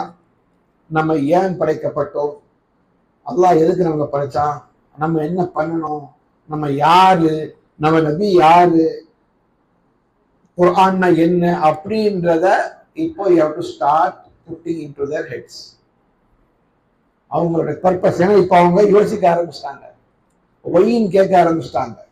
அந்த ஒய்க்கான பதிலாக நீங்க வந்து அல்லாஹோட கட்டளை, அல்லாஹ் தான் நம்மளை படைச்சான், அல்லாஹ் படைச்சா அல்லாஹ் சொன்னதை கேட்கணும் அப்படின்ற பதில் வச்சு நீங்க எதிர்ப்பு. பெரும்பாலான மிஸ்டேக் என்னன்னு சொன்னா, நான் பெரியவன், நான் உனக்கு அப்பா, நான் சொன்னா நீ கேட்கணும் அப்படின்றது இல்லாம எல்லா விஷயங்களையும் அல்லாஹுடைய கட்டளை, அல்லாஹுடைய மார்க்கம், அல்லாஹுடைய சட்டம், அல்லாஹுடைய தீன் அப்படின்ட்டு அல்லாஹ்வின் பால் திருப்பி விடுங்கள். இதுக்கு முன்னாக நீங்க ஃபவுண்டேஷன் போட்டீங்க, அல்லாஹுடைய முஹப்பத்தை போட்டீங்க. அல்லாஹுடைய முஹப்பத்து போட்டீங்கன்னா அல்லாஹ் சொன்னது செய்வான். இப்ப நீங்க எல்லாமே அல்லாஹ் சொன்னான், அல்லாஹுடைய கட்டளை, அல்லாஹ் தொலை சொன்னான், அல்லாஹ் உண்மையை தொலை சொன்னா, என்ன தொலை சொன்னான். இப்ப 7 to 9 டிஃபால்ட்டா முழு அப்னாக்கும் முழு உலகக்கும் பிஸலாத்தி அப்னாஉ 7. உங்களுடைய பிள்ளைகளை தொழுகையின் பால் நீங்கள் கட்டளையிடுங்கள், அவர்கள் 7 வயதை அடைந்தவுடன். This is the time for you to start salah. ப்ராப்பரா சலாத் எப்படி தொழுவணும், ருக்குனா என்ன, சஜ்தானா என்ன, ருக்குல என்ன ஓதணும், சஜ்தால என்ன ஓதணும், ஃபாத்திஹானா என்ன, ஆயத்துல் குர்சினா என்ன, தரூத் இப்ராஹிம்னா என்ன, தஷஹுத்னா என்ன, ஒவ்வொரு விஷயத்தையும் நீங்கள் சொல்லிக் கொடுக்க வேண்டிய வயசு 7. 7ல அவங்க தொழுவணும்னா 7க்கு முன்னாடி இது நடக்கணும். அண்ட் மேல்ஸ், ஆம்பளை பசங்களா இருந்தாங்கன்னா கண்டிப்பாக நீங்க போகும்போது மஸ்ஜிதுக்கு கூப்பிட்டு போங்க. நீங்க போகும்போது கண்டிப்பாக மஸ்ஜித் கூப்பிட்டு போங்க. அவங்களுக்கு அப்போல இருந்து தெரியணும், ஆண்களுடைய தொழுகை இடம், ஃபர்தான தொழுகையோட இடம் ஆண்களுக்கு எது? மஸ்ஜித். ஒரு தந்தை வீட்டுல இருக்காருன்னு சொன்னா, 7 வயசுக்குள்ள ஆண் பிள்ளை இருக்குன்னு சொன்னா, கண்டிப்பாக அந்த தந்தை அந்த ஆண் பிள்ளையை பள்ளிவாசலுக்கு கொண்டு செல்ல வேண்டும். நாளைக்கு அந்த பிள்ளை பள்ளிவாசலுக்கு போகல, அது காரணம் நீங்களாக இருந்தீங்கன்னா அது ரொம்ப பெரிய அபாயம். அது வரைக்கும் நீங்க கண்ட்ரோல், செல்ஃப் கண்ட்ரோல் எல்லாமே ஆரம்பிச்சிடணும். பள்ளிவாசலுடைய கண்ணியம் என்ன, பள்ளிவாசலுக்கு நம்ம செலுத்த வேண்டிய மரியாதை என்ன, பள்ளிவாசல செய்யக்கூடியவை என்ன, செய்யக்கூடாதவை என்ன, இதெல்லாம் நீங்க ஏற்கனவே ட்ரெயின் பண்ணணும். So 7 to 9 is where you start exploring along with your child. 4th stage, this is the stage of identity. Identity 10 to 12. இண்டிவிஜுவாலிட்டிக்கும் ஐடென்டிட்டிக்கும் ஒரு டிஃபரன்ஸ். இண்டிவிஜுவாலிட்டி சொல்லி நானும் ஒரு தனி மனிதன், ஐடென்டிட்டி நான் தனித்தவன். திஸ் இஸ் ஹூ ஐ ஆம் அப்படின்வாங்கல்ல, அவனுடைய ஷஹ்சியா பர்சனாலிட்டி பில்ட் பண்ற ஸ்டேஜ் 10 to 12 தான் அவங்க ஆரம்பிப்பாங்க. ஐ want to become doctor, I want to become, அது அப்படியே ஆரம்பிக்கும். ஆர்கிடெக்ட், ஆஸ்ட்ரோநாட்ல இருந்து ஆரம்பிக்கும், அப்புறமா இறங்கி வரும். இப்படி போகாது. ஆரம்பிக்கும் போது எல்லாம் I want to go to sun, I want to go to moon ஆரம்பிப்பாங்க. அதுக்கப்புறம் கொஞ்சம் கொஞ்சமா யதார்த்தத்தை பார்த்து வழி வந்துடுவாங்க. ஆனா நான் இதை ஆக விரும்புறேன் அப்படின்ற முத ஆசை அவங்களுக்கு எப்போ வரும்னா அந்த 10 வயசுல வரும். அதுக்கு முன்னாடி நான் அப்பா மாதிரி இருக்கணும், நான் அம்மா மாதிரி இருக்கணும், நீ என்னவா இருக்கணும், எங்க அப்பா மாதிரி நான் ஆஃபீஸ் போகணும், அப்படிதான் இருக்கும். அவங்களுக்கு ஒரு தனி இண்டிவிஜுவாலிட்டி வந்து ஐடென்டிட்டி வந்து அவங்க தேர்ந்தெடுக்க மாட்டாங்க. இந்த 10 இயர்ஸ்ல இருந்து they will start, நான் வந்து என்ன பண்ணணும், நான் இவங்கள மாதிரி இருக்கணும், இவங்கள மாதிரி இருக்கக்கூடாது அப்படின்ற அந்த ஐடென்டிட்டி வந்து தனக்கு தானே ஒரு அடையாளத்தை தேடிக்கொள்கின்ற வயசு. இதுல என்ன ஆகும்னா, இங்கதான் வந்து அல் ஃபர்க் பைன தக்கர் வல் உன்ஸா, ஆண் பிள்ளைக்கும் பெண் பிள்ளைக்கும் இங்கதான் டிஃபரன்ஸ் ஆரம்பிக்கும். மெயின் டிஃபரன்ஸ் தான் ஆரம்பிக்கும். இதுக்கு முன்னாடி டிஃபரன்ஸ் இருக்கும், ஆனா இந்த ஏஜ்ல தான் பிரபலமான ஒரு சேஞ்ச் ஆரம்பிக்கும். என்ன சேஞ்ச் அப்படின்னா, ஆண் பிள்ளைகள் வந்து they will look for authority. ஆண் பிள்ளைகளோட மனப்பான்மை எப்படின்னா, நான் தலைவன், என்கிட்ட ஒண்ணு கொடுத்துட்டீங்கன்னா விட்டுருங்க, கேட்காதீங்க, நான் பண்ணிடுவேன், எனக்கு எப்படி வேணும்னு தெரியும், நீங்க சும்மா சும்மா வந்து நோண்டாது. இந்த மென்டாலிட்டி வந்து ஆண் பிள்ளைகளுக்கு வரும். அத்தாரிட்டி, என் வீடு, என் ரூமு அப்படின்ற அந்த அத்தாரிட்டி அது எப்படி காமிப்பாங்கன்னா, உங்கள்கிட்ட காமிக்க முடியாது இல்ல, அவனுக்கு தம்பி ஒருத்தன் இருப்பான், அவன் மேல காமிக்க ஆரம்பிப்பான் பாருங்க. எந்திரி, போ, வெய், வா, What are they will try to establish their authority in their house. கிட்டத்தட்ட அவங்களுக்கு தம்பி தங்கச்சி இருந்தாங்கன்னா அவங்களுக்கு ஒரு செகண்டரி பேரண்ட் மாதிரி ஆக்ட் பண்ணுவாங்க. வந்து சொல்லுவாங்க, நான் வந்து சொல்றேன் தம்பி கேட்க மாட்டேங்கிறான், நான் மூத்தவன் தானே, என்ன பேர் சொல்லி கூப்பிடுறான், என்னை மதிக்கவே மாட்டேங்கிறான் அப்படின்றத உங்களுக்கு சொல்லுவான். நீங்களே சொல்லுங்க, என்னை மதிக்க மாட்டேங்கிறாப்பா, உன்னை எப்படி மதிப்பாங்க? ஆனா அந்த 10 வயசுல வந்து they will try to exercise authority, they will try to establish an authority in their house. ஸ்கூல்ல அப்படிதான், என் கிளாஸ்மேட்ஸ் அந்த அத்தாரிட்டியை எஸ்டாப்ளிஷ் பண்றத டைம் இது பாய்ஸை பொறுத்த வரைக்கும். கேர்ள்ஸ் வந்து டிஃபால்ட்டா வந்து they will try to get a recognition, attention. அவங்க செய்யற காரியத்தை யாரோ புகழணும். நல்லா பண்றீங்க, நல்லா இருக்கிறீங்க, அழகா பண்றீங்க, நல்லா சமைச்சீங்க, நீங்க எதை பண்ணாலும் நல்லா பண்றீங்க அப்படின்ற அந்த அப்ரீசியேஷன் மைண்ட் செட் வந்து தெரிஞ்சுட்டு வரும். எதை செஞ்சாலுமே அதையும் அவங்க வீட்டுல தேடுவாங்க. இது ஏன் நான் சொல்றேன்னா, நம்ம பெரும்பாலும் வந்து we always miss the bus. செய்யக்கூடியதை செய்ய வேண்டிய நேரத்துல நம்ம மிஸ் பண்ணிட்டு பின்னாடி அந்த பிள்ளைகள் வெளியில போய் எதிர்பார்ப்பாங்க. அதை அப்போ அது நமக்கு தப்பா தெரியும்.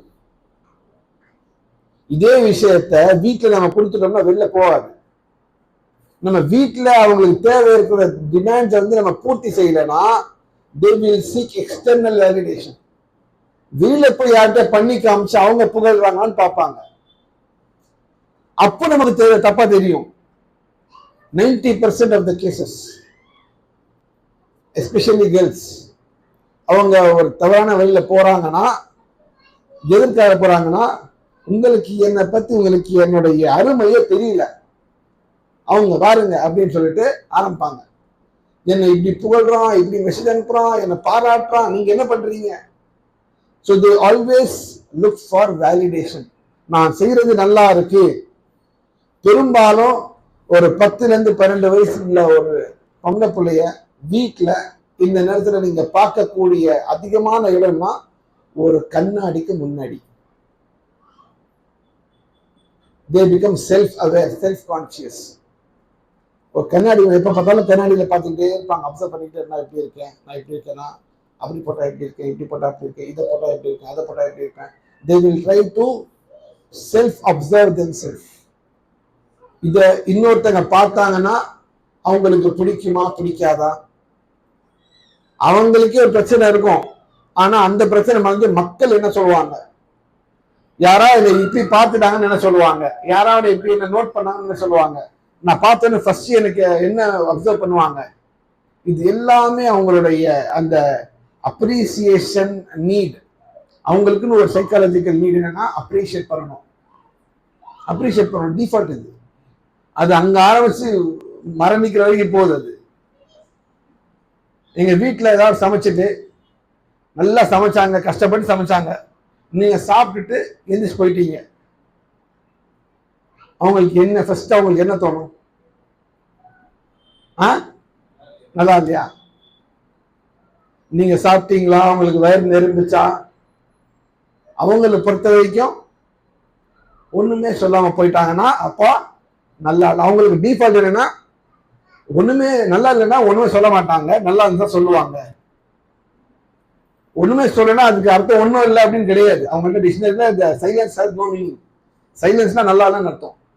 என்னங்க இவ்வளவு சமைச்சு வச்சு நீ ஒண்ணுமே சொல்லல, நான் இந்த ட்ரெஸ் போட்டேன் நீங்க என்னை பார்த்து ஒண்ணுமே சொல்லல. இந்த ஒண்ணுமே சொல்லலைன்றது வந்து லேக் ஆஃப் அப்ரிசியேஷன்.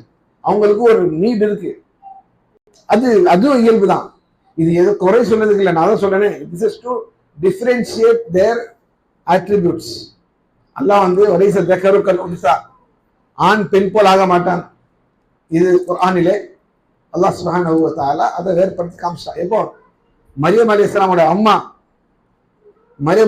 அம்மா வந்து அவங்கள வயிற்றுல இருக்க அந்த பிள்ளை வந்து நான் மஸ்ஜிதுக்காக அர்ப்பணிக்கிறேன் அப்படின்னு சொன்னாங்க இல்லையா? அவங்க என்ன நினைச்சாங்க, ஒரு பையன் வருவான், நம்ம மஸ்ஜிதுக்காக அர்ப்பணிச்சிடலாம் அப்படின்ட்டு. ஃபலம்மா வதாத்ஹா காலத் ரப்பி இன்னி வதாத்துஹா உன்ஸா, அல்லாஹ் எனக்கு பெண் பிள்ளை பிறந்துருச்சு. அல்லாஹு அஅலம் பிமா வதாத், அல்லாஹ் நன்கு அறிவான் அவர்கள் எதை பெற்றார்கள் அப்படின்ட்டு. وَلَيْسَ الذَّكَرُ كَالْأُنْثَى.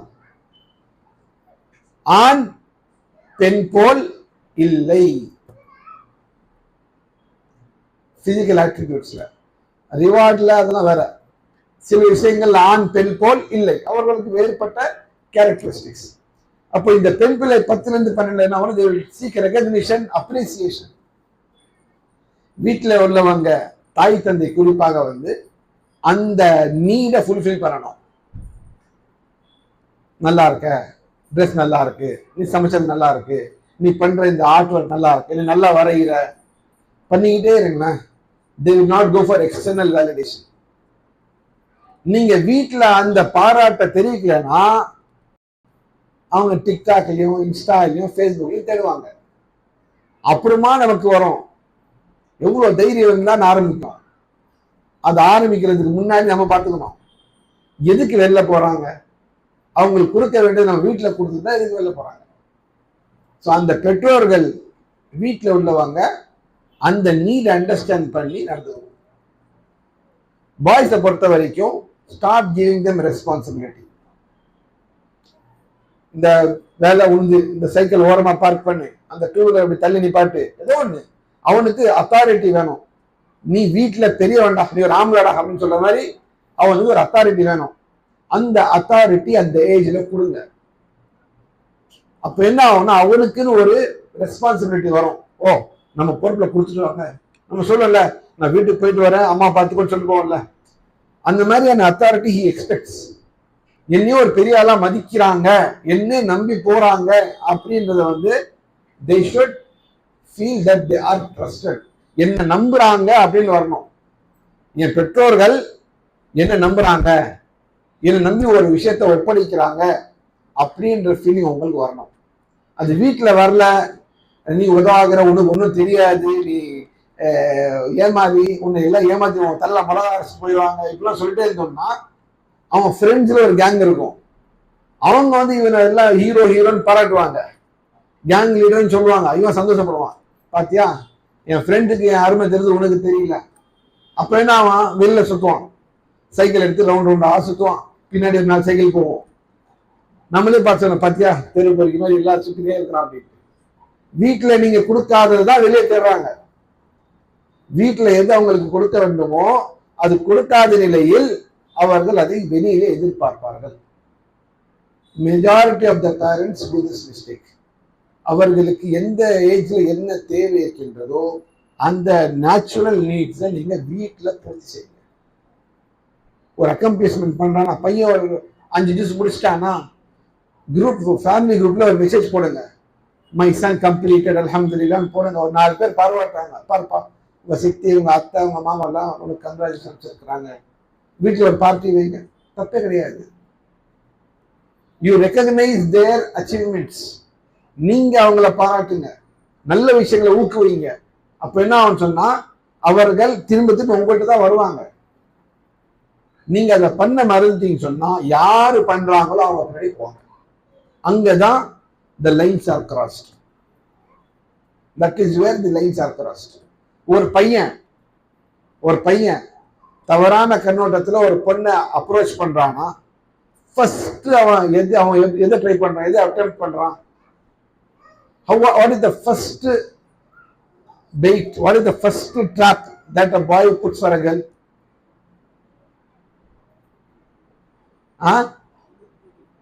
அவ்வளவுதான். ஃபர்ஸ்ட் அதுதான் மாற்றணும். நான் இவங்களை மாற்றி விடணும்னு பார்த்தாங்க, ஃபர்ஸ்ட் ஸ்டேட்மெண்ட் அதுதான். பிகாஸ் அந்த நேரத்தில் அதுதான் அவங்கள வந்து அட்ராக்ட் பண்ணும். இதுதான் நம்ம பண்ண வேண்டிய 10 to 12 உள்ள காரியம். அதே மாதிரி கொஞ்சம் ஜெண்டர் சென்சிட்டிவிட்டி. உலகத்தக்கருக்கா சொன்னோம்ல, இந்த விஷயத்த பிள்ளைகளுக்கும் சொல்லணும். பார்ப்பா நீ இப்போ பெரிய ஆள் ஆயிட்ட, அவங்கள கொஞ்சம் அப்படிதான் காமிக்கணும். நீ பெரிய ஆள் ஆயிட்ட, இப்போ பசங்களோட பொண்ணுங்களோட சுத்தக்கூடாது, நீ உனக்குன்னு ஒரு பிரைவசி இருக்கு, நீ அதை மெயின்டைன் பண்ணிக்கோ. ஏன்னா இது வரைக்கும் இந்த கசின்ஸ் சேர்ந்து வளருவாங்க. இந்த ஜாயிண்ட் ஃபேமிலியில் பார்த்தீங்கன்னா மாமா பொண்ணு அத்தை பையன் எல்லாம் வந்து ஜாயிண்ட் ஃபேமிலியில் ஒரே மாதிரி வளர்ந்துருப்பாங்க. இப்போ திடீர்னு வந்து நீ ஹிஜாப் பேரணும், நீ ஏன் பண்ணணும்னா திடீர்னு அவங்களுக்கு புரியாது. ஒன்னாதானே வளர்ந்து பெண்ணு அப்படின்ட்டு. ஸோ இங்கே வந்து அவங்களுடைய அந்த டிஃப்ரென்ஸை வந்து நீங்கள் அவங்களும் சொல்லி வைக்கணும். ரசூல் ஸல்லல்லாஹு அலைஹி வஸல்லம் அப்படின்னு சொன்னாங்க, 10 வயசுல வந்து தொழுலைன்னா அவங்கள அடிச்சு தொழுவீங்க, அவங்களுடைய படுக்கைகளை பிரித்து விடுங்கள். படுக்கைகளை பிரித்து விடுங்கள்னா பல அர்த்தங்கள். ஒண்ணு, ஒரு ஆண் குழந்தையும் பெண் குழந்தையும் அது யாராவது ஒருத்தங்க 10 வயசுல வந்து வந்துட்டாங்கன்னு சொன்னா அவங்கள தனியா படுக்க வைங்க. ரெண்டாவது, பெற்றோர்கள் தூங்குற இடத்துல அவங்க தூங்குறாரு. அப்படி ஒரு உங்களுக்கு இது இருந்துச்சுன்னா, ஃபெசிலிட்டி இருந்துச்சுன்னா, பெற்றோர்கள் தூங்குற இடத்துல அந்த பிள்ளைகள் இனிமே ரெண்டுமே உண்டு. ஸோ அதனால வந்து இந்த 10 வயசுல அவங்களுக்கு அந்த ஜெண்டர் சென்சிட்டிவிட்டி சொல்லி கொடுத்துருக்கோம். ஏன்னா இப்போ அவங்களுடைய பயாலஜிக்கல் சேஞ்சஸ் ஸ்டார்ட் ஆகும். இதுவரை சைக்காலஜிக்கல் சேஞ்சஸ் ஆயிடுச்சு. 10 இயர்ஸ்ல இருந்து அவங்களுடைய பயாலஜிக்கல் சேஞ்சஸ் ஸ்டார்ட் ஆகும். குறிப்பா பெண்களுக்கு அர்லி ஆகும். அப்போ அந்த சேஞ்சஸ் ஆகிறதுக்கு முன்னாடி அவங்கள சென்சிடைஸ் பண்ணிருக்கும். அது பண்ணாம என்ன ஆகுதுன்னு சொன்னா, சுகாதாரம் நிறைய பெண் பிள்ளைகளை பார்க்குறோம். அவங்களுக்கு அந்த வேணுட்ல பண்ணல, அவங்களுக்கு அந்த ஃபீலிங்கே இல்லை. அவங்களுக்கு அந்த வெக்கமா அப்படின்ற மாதிரி இருக்குங்க. வேணுட்லாம் செய்யல. அவங்களுக்கு அந்த நேரத்துல அந்த டீச்சிங் கொடுக்கலன்னு அர்த்தம், அந்த அவேர்னஸ் கொடுக்கலன்னு அர்த்தம். ஃப்ரீயா இருப்பாங்க. ஒரு 10 ஆம்பளை பசங்க விளையாடுறதுக்கு ஒரு பொண்ணு பிள்ளை மட்டும் நடுவில் உட்காந்துட்டு அவங்களோட சேர்ந்து விளையாட்டு இருக்கும். அவங்களுக்கும் ஒன்றும் ஃபீல் ஆகாது, இந்த பொண்ணுக்கு ஒன்றும் ஃபீல் ஆகுது. ஆனா ஃபித்ரால என்ன இருக்கு? Opposite poles attract. அது தவறான சிந்தனைகள், வேற மாதிரியான சிந்தனைகளை வந்து எண்ணங்களை வந்து உருவாக்க தான் செய்யும். ஆகையில வந்து அந்த 10 வயசுலயே அவங்களுக்கு அந்த டிஃபரன்சியேஷன் சொல்லி கொடுத்துருங்க. அதே மாதிரி 10ல இருந்து 12 வயசுல பண்ண வேண்டியதுன்னு சொன்னா, the fear of consequences. இது வரைக்கும் நம்ம நல்ல விஷயத்தை செய், அல்லாஹ் கொடுப்பான், இதை பண்ணு, அல்லாஹ் ஒன்று வந்து ரிவார்டு கொடுப்பான், அல்லாஹ் ஜன்னத் கொடுப்பான், அல்லாஹ் பாரடைஸ் கொடுப்பான், இதெல்லாம் சொல்லி கொடுத்தோம்ல. இப்போ வந்து the other side also, அல்லாஹ் தண்டிப்பான், அல்லாஹ் கோபப்படுவான், அல்லாஹ் இதை வெறுக்கிறான் அப்படின்ற அந்த 2வது வார்னிங் உடைய தோண ஆரம்பிச்சிடும். ஏன்னு சொன்னா, இந்த வயசுல அவங்க they start becoming independent. உங்கள்கிட்ட ரொம்ப கம்மியா பேசுவாங்க, ஃப்ரெண்டோட தான் அதிகமா இருப்பாங்க. அப்போ அவங்க என்ன பண்றாங்க ஏது பண்றாங்க உங்களுக்கு தெரியாது. அப்படி இருக்கும்போது நான் பாக்குறேன் உங்களுக்கு பண்றதெல்லாம் எனக்கு தெரியும் சொல்றதை விட, அல்லாஹ் உன்னை பார்த்துட்டு இருக்கிறான், நீ பண்றதெல்லாம் அல்லாஹ்வுக்கு தெரியும், நீ தவறு பண்ண அல்லாஹ் உன்னை தண்டிப்பான், அந்த பயத்தை உருவாக்கணும். முஃமினுடைய இதயத்துல 3 விஷயங்கள், அல்லாஹ்வை சார்ந்து 3 விஷயங்கள் இருக்கணும். அல் முஹப்பா, அல்லாஹ்வுடைய நேசம். 2வது அர் ரஜா, அல்லாஹ்விடத்திலிருந்து நல்ல கூலி எதிர்பார்ப்பு. 3வது அல் ஹவுஃப், அல்லாஹ்வுடைய தண்டனைக்கு பயம், அச்சம். இந்த 3மே இருக்கணும். அல் முஹப்பா வல் ஹவுஃப் வல் ரஜா. அல்லாஹ்வை நேசித்தல், அல்லாஹ்வுடைய நல்ல பலன்களை எதிர்பார்ப்பு, அல்லாஹ்வுடைய கூலியை எதிர்பார்த்தல், அல்லாஹ்வுடைய தண்டனைக்கு அச்சப்படுதல். இந்த 3மே இருக்கணும். இந்த 12 வயசுக்குள்ளேயே வந்து they should start understanding, அல்லாஹ் என்ன பார்க்கறான், அம்மா அப்பா நான் ஒளிஞ்சு தப்பு செஞ்சிருவேன், ஆனா அல்லாஹ் எல்லாத்தையும் பார்க்கறான், அல்லாஹ் நம்ம தண்டிப்பான், நரகம்னு ஒண்ணு இருக்குது, அங்க நிரந்தரமா வந்து போடுவான் அப்படின்ற அந்த பயம் உருவாக்குற நேரம் இது. Fear of consequences. நான் அடிப்பேன், நான் தண்டனை சொல்ல, நான் அவனுக்கு சைக்கிள் வாங்கி கொடுப்பான், இதெல்லாம் இல்லாம அல்லாஹ் பிடிப்பான், அல்லாஹ்வுடைய பிடி மிகவும் பயங்கரமான பிடி. அல்லாஹ் எப்படி நீங்க ரிவார்டு அல்லாஹ் கிட்ட கனெக்ட் பண்ணீங்களோ, பனிஷ்மெண்ட் அல்லாஹ் கிட்ட கனெக்ட் பண்ணுங்க. பேரண்ட்ஸ் பண்ற ஒரு தப்புனா, உனக்கு 3 நாள் சோறு கிடையாது, இனிமே உனக்கு நான்வெஜ்ஜே கிடையாது, இனிமே நான் உனக்கு இது பண்ண மாட்டேன், நான் இனிமே இந்த வர ரம்ஜான் நான் ட்ரெஸ் எடுத்து, இந்த மாதிரிலாம் மிரட்டாதீங்க, இது வேலைக்கு ஆகாது. எப்படி நீங்க ரிவார்டு அல்லாஹ் கிட்ட கனெக்ட் பண்ணீங்களோ, கான்சிக்வன்ஸும் அல்லாஹ் கிட்ட கனெக்ட் பண்ணுங்க. அப்போ மனிதன் வந்து பையன் வந்து he will become pious. எப்படி வந்து அவங்க டிராவல் பண்ணாலும் வெளிலனாலும் அல்லாஹ்வுக்கு பயந்து அல்லாஹ் ஒருத்தர் இருக்கிறான்ற அந்த மனநிலையோடு வாழ வேண்டும். அப்பா பார்த்தா திட்டுவாங்க, அம்மா பார்த்தா அடிப்பாங்கன்னு நீங்க வளர்க்கவே முடியாது. சரி, 5th ஸ்டேஜ் 12+. இது யூத். டீன்னு ஆரம்பிச்சாலே முடிவு போச்சு. 13, 14, 15, 16 போயிட்டே இருக்கும். அந்த டீனேஜ் ஆரம்பிக்கும் பொழுது 2 பிரதானமான விஷயங்கள் நடக்கும். ஒன்று வந்து தனிமையை விரும்புவார்கள், செக்லூஷன், ஐசோலேஷன். நீங்க எல்லாம் ஒரு இடத்துல இருந்தா அவன் மட்டும் தனியா ஒரு ரூம்ல இருப்பான். பையன் சொன்னாலும் சரி, they will prefer seclusion. தனியா இருக்கணும், நான் மட்டும் தான் இருக்கணும், மொபைலோ கேஜெட்டோ ஏதோ வச்சுட்டு இருக்கணும். But they will prefer seclusion. அப்படியே விட்ராவல் சொல்லுவாங்க, விட்ராவல் சிண்ட்ரோம். எல்லாரும் இருக்கிறதுல இருக்க மாட்டான். நீங்க எல்லாம் அவனை பாக்குறதுக்கு அவனுக்கு போட்டு அவன் எல்லாம் வந்துடுவான். நீங்க எங்க இருக்கிறீங்களோ அங்க இருக்க மாட்டான். இது ஒரு ப்ராசஸ். ஐசோலேஷன், வித்ட்ராவல், செக்லூஷன் இது விரும்புவாங்க. ஏன் விரும்புவாங்கன்னு சொன்னா, they will start having secrets. அவங்களுக்குன்னு சில சீக்ரெட்ஸ் இப்போ ஆரம்பிச்சிடும். அந்த சீக்ரெட் ஃப்ரெண்ட்ஸோட சீக்ரெட்டா இருக்கலாம், தனக்கு நடக்கிற சில சம்பவங்களா இருக்கலாம், ஸ்கூலோட சீக்ரெட்ஸா இருக்கலாம், வெளில பார்த்த சீக்ரெட்ஸா இருக்கலாம். ஏதோ ஒரு சீக்ரெட்ஸ். அந்த சீக்ரெட்ஸை வெளிப்படுத்தக்கூடாது அப்படின்ற ஒரு மனப்பான்மை இருக்கும். அதே போல அவங்களுக்குன்னு ஒரு சீக்ரெட் கீப்பர் இருப்பாங்க. அவங்களுக்கு ஒரு கான்ஃபிடென்ட், இவங்கள சொன்னா வெளியே போகாது அப்படின்ற மாதிரி நம்பிக்கை உள்ள ஒரு ஆளு. they will start to search. அது அவங்க ஃப்ரெண்ட்ஸ் சர்க்கிளில் கிடைக்கலாம், கசின்ஸ்ல கிடைக்கலாம், சில பேருக்கு பெற்றோர்கள் இடத்துல கிடைக்கலாம். அம்மா கிட்ட மட்டும் சீக்ரெட் இருக்கும், அப்பாவுக்கு தெரியாது. இல்ல அப்பா கிட்ட மட்டும் சீக்ரெட் இருக்கும், அம்மாவுக்கு தெரியாது. they want one confidence. கான்ஃபிடென்ட்னா இவன்கிட்ட சொன்னா வெளில லீக் ஆகாது, இவன்கிட்ட சொன்னா என்ன இருந்தாலும் வெளில லீக் ஆகாதுன்ற ஒரு நபரை தேர்வு இருப்பாங்க. அவங்கள்ட்ட தான் அதிகமான நேரத்தை ஸ்பெண்ட் பண்ணுவாங்க, அவங்கள்ட்ட தான் அதிகமா ஷேர் பண்ணுவாங்க, அவங்கள்ட்ட தான் நிறைய பேசுவாங்க, நிறைய கம்யூனிகேட் பண்ணுவாங்க, அவங்களோட பிரச்சனை எல்லாம் அவங்கள்ட்ட தான் கொட்டுவாங்க. இது ஒண்ணு. ரெண்டாவது their friends become their role models. இப்போ அவங்களுக்கு நீங்கெல்லாம் ரோல் மாடல் கிடையாது. அவங்க ஃப்ரெண்ட்ஸுக்குள்ளேயே யாரோ ஒருத்தர் ரோல் மாடல் இருப்பான். அவன மாதிரி நான் இருக்கணும், அவங்க வீடு மாதிரி நம்ம வீடு இருக்கணும், அவங்க அப்பா இவ்வளோ சம்பாதிக்கிறாங்க, அவங்கள்ட்ட கார் மாதிரி என்கிட்ட இருக்கணும். So they will start getting outside role models. இதுக்கு தான் இந்த வயசுக்கு முன்னாடி நம்மளால எவ்வளோ கண்டிஷன் பண்ண முடியுமோ அவ்வளோ கண்டிஷன் நம்ம பண்ணி விட்டுருந்தோம். அல்லாஹ்வை வைத்து, அல்லாஹ்வுடைய கூலி, அல்லாஹ்வுடைய தண்டனை, அத்தர்ஹீப் வத்தர்ஹீப், மோட்டிவேஷன் அண்ட் காஷனிங், இது ரெண்டுமே பேலன்ஸ் பண்ணி அவன் எப்படின்னாப்பா, நான் உன்னை சேஸ் பண்ணிருக்க முடியாது, நீ எங்க போறியோ நான் பார்க்க மாட்டேன், ஆனா அல்லாஹ் கண்டிப்பா பார்த்துட்டு இருக்கிறான் அப்படின்றத திரும்ப திரும்ப சொல்லி அவங்களுக்கு அந்த முராகபத்துல்லாஹ், அல்லாஹ்வுடைய கண்காணிப்பு எங்கும் உள்ளதுன்றத அவங்களுக்கு தொடர்ச்சியா சொல்லி கொண்டே இருக்கணும். அடுத்து என்னன்னு சொன்னா, இந்த ஸ்டேஜ்ல நிறைய பேரண்ட்ஸ் வழித்த வருவாங்க. நிறைய பேரண்ட்ஸ், நான் இது வரைக்கும் பசங்கன்னு சொன்னேன், இப்போ பேரண்ட்ஸ் கொஞ்சம் ட்ராக் விட்டு போறது இந்த ஸ்டேஜ்ல தான். 2 types of parents. 1 type of parent கண்மூடித்தனமான நம்பிக்கை, ஏன் புள்ள செய்ய மாட்டாது, ஏன் புள்ளி அப்படிப்பட்டவன் கிடையாது, ஏன் பையன் செய்ய மாட்டான், ஏன் புள்ள அப்படி செய்யாது அப்படின்னு கண்மூடித்தனமாக நம்புறது ஒரு பக்கம். ரெண்டாவது பக்கம் எல்லாத்தையும் போயிட்டு இது என்ன அது என்ன அது என்னன்னு போய் ஸ்பைங் பண்றது. ஒண்ணு இந்த எக்ஸ்ட்ரீம், இன்னொன்னு அந்த எக்ஸ்ட்ரீம். ரெண்டுமே தப்பு. நீங்க கண்மூடித்தனமாவும் நம்ப முடியாது. உங்க பிள்ளை நல்ல பிள்ளைதான், ஆனா கூட சைத்தான் இருக்கிறானே.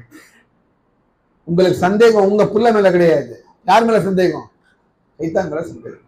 அது உங்க பிள்ளைகிட்ட சொல்லிருங்க. அந்த விஷயத்த உங்க புள்ள உட்கார வச்சு பார்ப்பா, நீ நல்லவன் தான், உன் மேல எனக்கு என்ன செய்ய கிடையாது, ஆனா சைத்தான் ஒருத்தர் இருக்கிறான், அவன் உன்னையும் என்னையும் எப்ப பார்த்தாலும் அவன் வழி கிடைக்கிறதுலே இருக்கிறான். அல்லாஹ் கிட்ட லைசன்ஸ் வாங்கிட்டான், மறுமை நாள் வரைக்கும் அல்லாஹ் லைசன்ஸ் கொடுத்துட்டான், உன்னால முடிஞ்ச செஞ்சுக்கொண்டான்.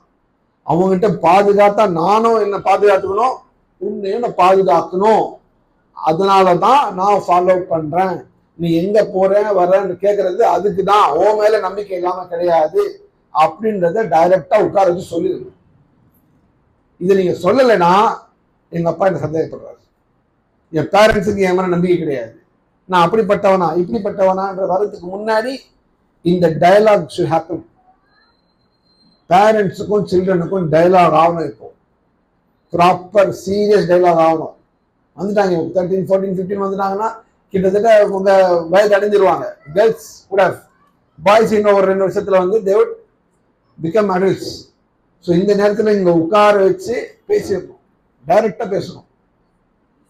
இதுல வந்து பெரும்பாலும் நம்ம பெரிய ஸ்பை மாதிரி அவனுக்கே தெரியாம ஃபாலோ பண்றான், அவனுக்கே தெரியாம நான் ஃபாலோ பண்றேன். உங்களுக்கு தெரியாம நீங்க ஃபாலோ பண்ணது அவனுக்கு தெரியும், அது தெரியுமா? அதனால இந்த ஸ்பையிங் வர்சஸ் பிளைண்ட் ட்ரஸ்ட், இது ரெண்டுமே எக்ஸ்ட்ரீம். சூப்பர்விஷன் இருக்கணும், ட்ரஸ்டோட இருக்கணும். நீங்க மேற்பார்வை, உங்களோட மேற்பார்வை எப்பொழுதும் இருக்கணும், கண்காணிப்பு எப்போதும் முக்கியம். ஆனா நான் கண்காணிக்கிறேன் அப்படின்னு சொல்லிடுங்க. The best thing is to tell that I am checking on you, I am concerned about you, நான் உன்னை பத்தி கவலைப்படுறேன், அதனாலதான் எப்பவுமே உன் மேல எப்பவுமே நான் ஒரு கண் வைப்பேன். He should know that my father is or my parent is following me or observing me. சொல்லிடுங்க. சொல்லாம செஞ்சாதான் அவனுக்கு பிரச்சனை. சொன்னா அவனுக்கு தெரியும், ஓகே அவர் சொல்லிட்டாரு, எப்படிதான் பண்ணதான் போறாரு அப்படின்ட்டு. So parents and children should have a window open. இந்த நேரத்துல நீங்க உங்க பையன்கிட்டயோ பொண்ணுகிட்டயோ நீங்க உங்களுடைய trust எழுந்துட்டீங்கன்னா they will stop talking to you. They will stop talking to you. பேசவே மாட்டாங்க. நீ என்னதான் அழுது மன்றாடி பேசு பேசு பேச ஒரு வார்த்தை வராது. இந்த சேனல் ஓப்பனா இருக்கணும்னா உங்களுடைய கண்டிக்கிற விதம் குறையணும். You should not threaten them for speaking the truth. நீ தப்பே பண்ணாலும் என்கிட்ட சொல்லு, என்ன பண்ணலான்னு பார்ப்போம். நீ தப்பு செஞ்ச அப்படின்னா முடிஞ்சு போச்சு. நம்ம என்ன பண்றோம்னா அவங்கள we threaten them. நீ தப்பே பண்ண கூடாது நம்ம த்ரெட்டன் பண்ணிட்டோம்னா அவன் தப்பு பண்ணா அவருக்கு அப்பா கிட்ட போய் சொன்னா கண்டிப்பா என்ன வரும் தெரியும், சொல்லாமலே இருந்துப்போம். Keep that channel open. அந்த சேனல் எப்போ ஓபன் ஆகும்னா my father will stand by my side, my mother will protect me, they will defend me, they will guide me ன்ற அந்த நம்பிக்கை இருக்கணும். நான் இவ்வளவு பெரிய குற்றம் செஞ்சாலும் என் பேரண்ட்ஸ் என் பின்னாடி நிற்பாங்க, என்ன சப்போர்ட் பண்ணுவாங்க, என்ன கைட் பண்ணுவாங்க, என்ன டிஃபெண்ட் பண்ணுவாங்கன்ற மாதிரி அவங்களுக்கு தைரியம் இருந்தாதான் அந்த சேனல் ஓப்பன் இருக்கும்.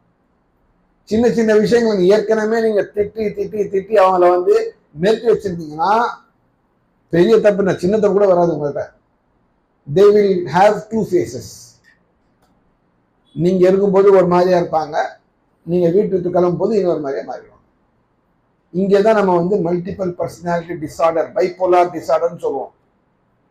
பன்முகத்தன்மை. இங்க முன்னாடி ஒரு மாதிரியா நடிப்பாங்க, நீங்க போனதுக்கு அப்புறம் தான் அவங்களோட ஒரிஜினல் பர்சனாலிட்டி வரும், அவதாரம். அவங்க யாருன்றது நீங்க இல்லாத நேரத்துல தான் வெளிப்படும்.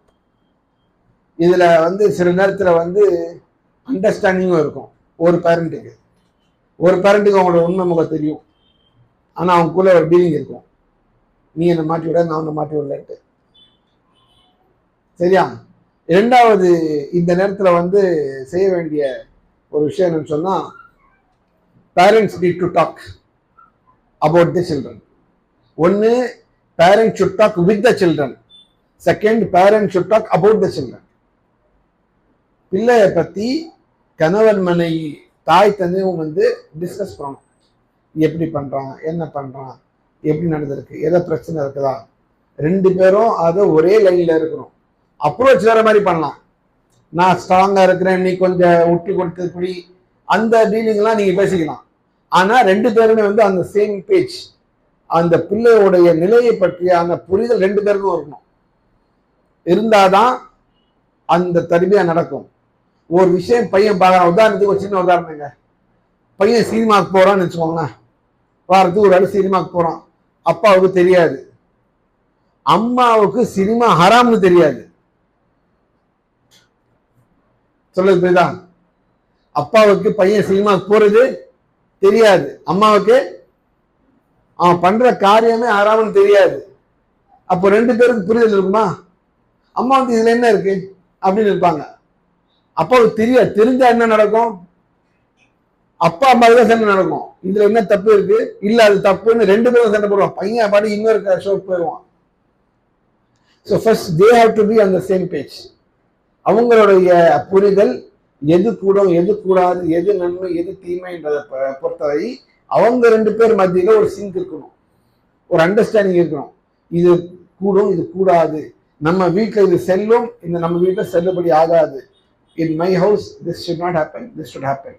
இந்த விஷயத்திலே ஆண்களுக்கு பெண்களை விட கூடுதல் அதிகாரம். இது நான் கொடுக்கல, ரசூல் ஸல்லல்லாஹு அலைஹி வஸல்லம் அவர்கள் கொடுத்திருக்கிறார்கள். ஒரு ஆண் என் வீட்டில் இன்னார் இன்னார் காலடி எடுத்து வைக்கக்கூடாதுன்னு ஒரு ஆண் தீர்மானித்து விட்டால் பெண் என்ன பண்ணணும்? அதை ஃபாலோ பண்ணணும். நம்ம எல்லாரையும் நல்ல கண்ணோட்டத்துல பார்க்கிறோம், அல்ஹம்துலில்லாஹ், அது ஹுஸ்னுல் தன். ஆனா ஒரு சில நேரத்துல ஆண்களுக்கு தூரத்துல இருந்து சென்ஸ் பண்ணிடுவோம், இவங்க போற போதெல்லாம் ஏதோ ஒரு பஞ்சாயத்து நடக்குது, இவங்க வந்தா சும்மா போக மாட்டேங்கிறாங்க, ஏதாவது ஒரு குழப்பத்தை உண்டாக்கிட்டு போறாங்க, இவங்க வந்தாங்கன்னா 4 வீட்டு செய்தி நம்ம வீட்டுல தேவையில்லாம சொல்லிட்டு போறாங்க, இனிமே அவங்க வந்தா டீயோட அமைச்சிரு, இருக்க சொல்லாது, ஏதோ ஒன்று சொல்லுவோம். ஏன்னா நமக்கு தெரியும் இதுக்கு ஒரு இம்பாக்ட் இருக்கும், இது பின்னாடி ஒரு பிரிவிலை வரும் அப்படின்னு தெரியும். எக்ஸ்பீரியன்ஸோட நமக்கு சொல்லுவோம். இன்னுங்க என்ன தங்கச்சியும் ஸ்பீக்க பாக்குறீங்களா, சண்டை முட்டி விடுறீங்களா, ஏதோ ஒன்று சொல்லுவாங்க. பட் நம்ம அதுக்காக இல்லை, நம்ம ஏற்கனவே ஒரு விஷயத்த கவனிச்சிருப்போம், அந்த விஷயத்தினால அப்படிப்பட்ட ஒரு அட்வைஸை கொடுப்போம். அந்த விஷயத்தில் ஆண்களுடைய அந்த வீட்டுடைய கணவர், அந்த வீட்டுடைய தலைவன், ஏன்னா அவனுக்கு தான் ரெஸ்பான்சிபிலிட்டி ஜாஸ்தி. குல்லுக்கும் ராயின் வ குல்லுக்கும் மஸ்ஊலுன் அன் ரஇயத்திஹி. அதுல ஃபர்ஸ்ட் வருது அர்-ரஜுலு, first responsibility for the house man. யாருக்கு அதிகமான ரெஸ்பான்சிபிலிட்டியோ அதிகமான அத்தாரிட்டி அவனுக்கு தான். இது இன்ஜஸ்டிஸ் கிடையாது. அதிகமான கேள்வி எனக்கு கேட்கப்படும் சொன்னா அதிகமான அத்தாரிட்டி டிசிஷன் எனக்கு தான் இருக்கணும். சொல்றது புரியுதுங்களா? சோ அதிகமான அத்தாரிட்டியும் அதிகமான ரெஸ்பான்சிபிலிட்டியும் பேர்ஸ். அப்ப வீடு பத்தி எனக்கு தான் அதிகமான கேள்வினா, வீடு பத்தியான டிசிஷன்ல அதிகமான ரோல் யாருக்கு இருக்கணும்? ஆணுக்கு இருக்கணும். இந்த விஷயத்துல 2 பேர் மத்தியில ஒரு அண்டர்ஸ்டாண்டிங் இருக்கணும். இன்னொரு விஷயம் பேரண்ட்ஸ் கிட்ட ஒரு ப்ராப்ளம் என்ன நடக்கணும் சொன்னா, ஒரு பேரண்ட் இன்னொரு பேரண்ட பத்தியான ஒரு மாயை உருவாக்குவாங்க, இல்லாத மாயை. குறிப்பா என்ன நடக்கும்னு சொன்னா, இதுவும் நடக்கிறது சொல்றேன், யாரையும் புரிவிக்கிறதுக்கு இல்ல. பெண்கள் தாய்மார்கள் அப்பா வந்தா சொல்லிடுவேன், அப்பா வந்தாருன்னா அவ்வளவுதான் உனக்கு அப்படின்னு அப்பா ஒரு பெரிய ரோல்ல காமிப்பாங்க. அது அவங்களே நினைச்சாலும் தடுக்கலாம், அவங்களே நினைச்சாலும் சில விஷயங்களை தடுக்கலாம். ஆனா என்ன பண்ணுவாங்கன்னா, அப்பாவை எப்பவுமே ஒரு வில்லன் மாதிரியே ஒரு சித்திரம். அப்ப என்ன ஆகும்னா, பையன் அப்பாவோட ஒரு ரிலேஷன்ஷிப்ல வரமாட்டான். இவர் வந்தா என்ன அடிப்பாரு, இவர் வந்தா திட்டுவாரு, இதுக்கு தான் வீட்டுக்கு வரான்ற மாதிரி ஆயிரும். வீடோட நிலைமை ஒரு மாதிரி இருக்கும். அப்பா பெல் அடிச்ச உடனே அப்படி எல்லாம் மயான அமைதி. அப்படி இருக்கக்கூடாது. The father should know both the sides. என்ன நடக்குது அப்படின்னு நினைச்சாதான் அந்த வீட்டோடைய இஸ்லாஹ பண்ண முடியும். அப்போதான் அவருக்கு என்ன ஆக்ஷன்ஸ் எடுக்க முடியும்ன்றது தெரியும். சரி, இது நம்மளுடைய ஸ்டேஜஸ் ஆஃப் பேரண்டிங். இறுதியாக பேரண்ட்ஸோடைய லைஃப், பேரண்ட்ஸோட லைஃப் ஸ்டைல் இருக்குல்ல, அந்த லைஃப் ஸ்டைலால பிள்ளைகள் மீது வருகின்ற பாதிப்புகள். இது வரைக்கும் நம்ம பிள்ளைகளை ஒவ்வொரு ஏஜ் குரூப்ல எப்படி என்ன பண்ணணும்னு பார்த்தோம். இப்போ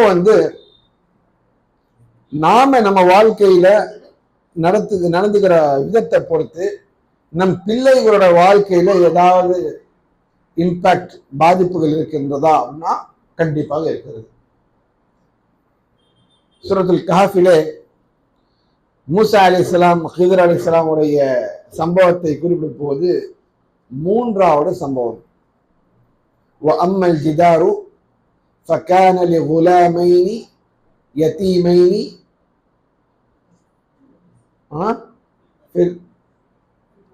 في المدينة وكان تحته كنز لهما وكان أبوهما صالحا. அந்த 2 யத்தீம்களுடைய சொத்தை அல்லாஹ் அவர்களுக்காக பாதுகாத்தான். ஒரு நபியோட வேலை வாங்கி பாதுகாப்பான். ஒரு நபி கிட்ட அல்லாஹ் வேலை வாங்கி அந்த 2 எத்தீமோடைய சொத்தை அல்லாஹ் பாதுகாத்தான். அதை பாதுகாக்கிறதுக்காக மூசா நபி அலைஹிஸ்ஸலாம் ஒரு செவுரை எழுப்புனாங்க. எதற்காக? வகான அபூஹுமா சாலிஹ். இந்த எத்தீம்களுடைய தந்தை இருந்தார்ல, அவர் ஒரு நல்ல மனிதர். நம்ம எவ்வளவு கவலைப்படுறோம், நம்ம பிள்ளை நமக்கு பின்னாடி என்னவா போவோமோ, நம்ம திடீர்னு போயிட்டுனா பிள்ளைகளுக்கு என்ன ஆகுமோ எல்லாம் பயப்படுறோம்ல. ஒரே சிம்பிள் ரீசன், நீங்க நல்லவர்களா இருந்து மறந்தீங்க, பின்னாடி இருக்கிறது எல்லாம் பார்த்துவோம். உங்களோட பிள்ளைய எல்லாம் பார்த்துக்கணும்னு சொன்னா நீங்க நல்லவர்களா இருங்க. வகான அபூஹுமா சாலிஹா. நீங்க நல்லவர்களாக இருந்தால் உங்களுடைய சந்ததி அல்லாஹ்வுடைய care, under the care of Allah. நம்ம எவ்வளவு சேர்த்து வச்சிருக்கிறோம், ப்ராப்பர்ட்டி வச்சிருக்கிறோமா, நம்ம இன்ஹெரிட்டன்ஸ்ல என்ன கொடுத்துட்டு போவோம், அதெல்லாம் 2வது. நல்லவர்களா இருங்க. உங்களுடைய வாழ்க்கையில நீங்கள் சாலிஹானவர்களாக இருந்தால் அல்லாஹ் சுப்ஹானஹு வ தஆலா இப்ப மட்டும் இல்ல, நீங்க மரணித்த பிறகும் கூட அல்லாஹ் சுப்ஹானஹு வ தஆலா உங்களுடைய பிள்ளைகளை பாதுகாப்பான். 2வது, இப்ராஹிம் அலைஹிஸ்ஸலாம் அல்லாஹ்வுடைய கட்டளைக்கு இணங்க தங்களுடைய ஃபேமிலியை எடுத்துட்டு போய் மக்கால விட்டுட்டு போறாங்க. ரப்பி இன்னி அஸ்கன்து மின் ذُرِّيَّتِي بِوَادٍ غَيْرِ ذِي زَرْعٍ عِندَ بَيْتِكَ الْمُحَرَّمْ. அல்லாஹ்வே, என்னுடைய ஃபேமிலியை நான் எடுத்துட்டு போய் நடுவுல போய் ஒரு பெரிய பாலைவனத்தோட நடுவுல போய் விட்டுட்டு போறேன். எதுவுமே கிடையாது, மக்கள் நடமாட்டமும் கிடையாது, சாப்பிட்றதுக்கு உண்ணுறதுக்கு தண்ணி சாப்பாடு எதுவுமே கிடையாது. ஒரே ஒரு இந்த பைத்திக்கல் முஹர்ரம், உன்னுடைய வீட்டுக்கு அருகாமையில் அப்படின்னு சொல்லிட்டு போறாங்க. பொழுது ஹாஜரா அலைஹிஸ்ஸலாம், இஸ்மாயில் அலைஹிஸ்ஸலாமுடைய தாயார், என்னங்க இப்படிப்பட்ட இடத்துல விட்டுட்டு போறீங்க? அவங்களுக்கு புரியல, கேட்குறாங்க. இப்ராஹிம் அலைஹிஸ்ஸலாம் ஒன்றும் சொல்லலை, போய்கிட்டே இருக்காரு. கடைசியில கேட்குறாங்க ஹாஜரா அலைஹிஸ்ஸலாம், அல்லாஹு அமரக பிஹாதா. சரி, இப்படி நீங்க விட்டு போறீங்களே, இப்படி அல்லாஹ் உங்களை கட்டளையிட்டானா? அல்லாஹு அமரக பிஹாதா, அல்லாஹ் தான் இதை கட்டளையிட்டானா அப்படின்னு சொன்னீங்க. இப்ராஹிம் அலைஹிஸ்ஸலாம் ஆமான்னு சொல்றாங்க. அந்த ஒரு வார்த்தை தான் இப்ராஹிம் அலைஹிஸ்ஸலாம் சொன்னாங்க. பின்னாடி வருது, இதெல்லாம் அல்லாஹ், அல்லாஹ் கட்டளையிட்டு தானே சொன்னா, அப்போ அல்லாஹ் நம்மளை பார்த்துப்பான், அல்லாஹ் நம்மளை வீணாக்க மாட்டான். அல்லாஹ்வுடைய கட்டளையை நீங்கள் பின்பற்றுகிறீர்கள் என்று சொன்னால் அல்லாஹ் ஒருபோதும் நம்மளை கைவிட மாட்டான். இப்படின்னு ஹாஜரா அலைஹிஸ்ஸலாம் அனுப்பி வைக்கிறாங்க. இது தாயுடைய ஈமான், தாயுடைய ஈமான். எப்படி அல்லாஹ் ஒரு விஷயத்துக்கு பொறுப்பு இருக்கிறான்னு சொன்னா அல்லாஹ் ஒருபோதும் கைவிட மாட்டான். அல்லாஹ்வுடைய கட்டளையை நாம ஏற்றுக்கொண்டு நடந்தால் அல்லாஹ் நம்மளை பாதுகாப்பான், அல்லாஹ் நமக்கு போதுமானவன், அல்லாஹ் நம்மளை வீணடிக்க மாட்டான் என்று தாயுடைய ஈமான். இந்த தாய்க்கிட இடத்துல தர்பியா பெற்ற அந்த இஸ்மாயில் அலைஹிஸ்ஸலாம், அதே இஸ்மாயில் அலைஹிஸ்ஸலாம் ஒரு 13-14 வயதுக்கு பின்பாக தந்தை வரார். எப்படி வராரு? யா புனைய இன்னி அரா ஃபில் மனாமி அன்னி அஸ்பஹுக், என்னுடைய அருமை மகனே, நான் கனவிலே பார்த்தேன், நான் உன்னை ஜபாஹ் செய்து கொண்டிருக்கிறேன், பலியிட்டுக் கொண்டிருக்கிறேன், அல்லாஹ்வுக்காக உன்னை ஜிபாஹ் செய்கின்றேன். ஃபன்துர் மாதா தரா, உன்னுடைய அபிப்பிராயம் என்ன? என்ன சொன்னாங்க இஸ்மாயில் அலைஹிஸ்ஸலாம்? யா அபதி இஃப்அல் மா துமர், என்னுடைய அருமை தந்தையே, உங்களுக்கு என்ன கட்டளையிடப்பட்டதோ அதை நீங்கள் நிறைவேற்றுங்கள். தாய் என்ன சொன்னாங்க? அல்லாஹு அமரக பிஹாதா, அல்லாஹ் தான் கட்டளையிட்டானா, அப்ப அல்லாஹ் பார்த்து நீங்க போவேன்ட்டாங்க. அல்ல, அந்த தாயோட பிள்ளை எப்படி வருது பாருங்க. யா அபதி இஃப்அல் மா துமர், என்னுடைய அருமை தந்தையே, அல்லாஹ் உங்களுக்கு என்ன கட்டளையிட்டானோ அதை நிறைவேற்றுங்கள். என்ன கட்டளை? எது வெள்ளை என்ன வந்து நீங்க அறுத்து பலியிடுங்க. ஒரு மகன், ஒரு 14-15 வயதுள்ள மகன் தன்னுடைய தந்தையை பார்த்து வாங்க என்னை முடித்து விடுங்கள் என்று சொல்லுதல் சமம். அல்லாஹ்வுடைய கட்டளை நிறைவேற்றுங்கள். இது எங்க இருந்து வந்துச்சு? அந்த தாயோட வளர்ப்பு. எந்த தாயோட வளர்ப்பு? இதெல்லாம் அல்லாஹ்வுடைய கட்டளை நிறைவேற்றுவீங்களா, அல்லாஹ் நம்மளை வீணாக்க மாட்டான், நீங்க சென்று வாருங்கள் என்று சொன்னாங்கல்ல, அந்த தாய் கிட்ட வளர்ந்த பிள்ளை தான் இந்த பிள்ளை. தாயோடைய சாலிஹியத், அவங்களுடைய நல்லொழுக்கம் இந்த பிள்ளை பிரதிபலிக்கின்றது. அது மட்டும் இல்ல, இதுல இன்னொரு விஷயம் யோசிக்கணும். தாய்மார்களுக்கு ஒரு பெரிய படிப்பினை. உதாரணத்துக்கு, உங்க கணவர் உங்களை விட்டுட்டு ஏதோ வெளிநாட்டுக்கு போறாரு வச்சுக்கோங்களேன், வேலைக்காக போறாரு, 2 வருஷத்துக்கு ஒரு வாட்டி வராரு, இல்ல 3 வருஷத்துக்கு ஒரு வாட்டி வராரு. சூழ்நிலை, குடும்ப சூழ்நிலை, ஏதாவது சம்பாதிச்சு ஆகணும் அப்படின்னு இருக்கும் பொழுது திடீர்னு ஒரு நாள் நான் வந்துட்டேன் அப்படின்னா, அந்த நேரத்துல அந்த பையனுடைய மனப்பான்மை நம்ம எப்படி ஆக்கி வைக்கிறோம்? உங்க அப்பா என்னடா ஜாலியா இருக்கிறாரு ஃபாரின்ல, நம்மளை பத்தி கவலையே கிடையாது, நம்ம வாழ்றோமா சாவரமா கூட கிடையாது. பெரும்பாலான தாயார்கள், அல்லாஹ் நாடியவர்களை தவிர, தந்தையை கிட்டத்தட்ட ஒரு இல்லாதவனாக ஒரு கற்பனையை உருவாக்குகிறார்கள். தந்தைக்கு எதிரான ஒரு கடினம், தந்தை பற்றியான புறம், தந்தை பற்றியான தவறான சிந்தனைகள் அந்த பிள்ளைக்கு பாவோட சேர்த்து சேர்த்து சேர்த்து விட்டுறாங்க. இந்த அப்பா இப்படி, அவங்க அப்பா என்ன விட்டு போயிட்டாரா, அவங்க அப்பா இப்படி பண்ணிட்டாரா, இப்படி பண்ணிட்டாரா. இங்க பாருங்க, இந்த பிள்ளை பல வருடங்களுக்கு பிறகு தந்தையை பார்க்குது. பார்த்த உடனே யார் யாருன்னு கேட்கல, என்ன சொல்லுது? யா அபதி ஃபஅல் மா துஅமர், உங்களுக்கு என்ன கட்டளையிடப்பட்டதோ அதை நீங்கள் நிறைவேற்றுங்கள். இன்னொரு விஷயம், நுணுக்கமான விஷயம், தந்தை என்ன சொன்னாரு? இன்னி அராஃபில் மனம், நான் கனவிலே இதை பார்த்தேன். நாம என்ன சொல்லுவோம்? நான் கூட தான் நிறைய கனவு பார்த்தேன், நிறைவேற்றவான்னு கேட்போம். தந்தையுடைய கனவு வஹீன்றது அந்த பிள்ளைக்கு தெரிந்திருந்தது. தந்தையுடைய கனவு அல்லாஹ்விடத்தில் வந்த கட்டளை என்று அந்த பிள்ளைக்கு தெரிந்திருந்தது. அப்ப மார்க்க கல்வியையும் சேர்த்து போதிக்கப்பட்டது. ஹஜ்ரா அலைஹிஸ்ஸலாம் தந்தைக்கான கண்ணியம் மட்டுமில்ல, மார்க்க கல்வி, நபிமார்களுடைய ரோயா, நபிமார்களுடைய கனவுகள், அல்லாஹ்வின் புறத்திலிருந்து வருகின்ற வஹி என்று சேர்த்து அறிந்திருந்தார்கள் அந்த வயதிலே. யார் கற்றுக் கொடுத்தாங்க? தாய்.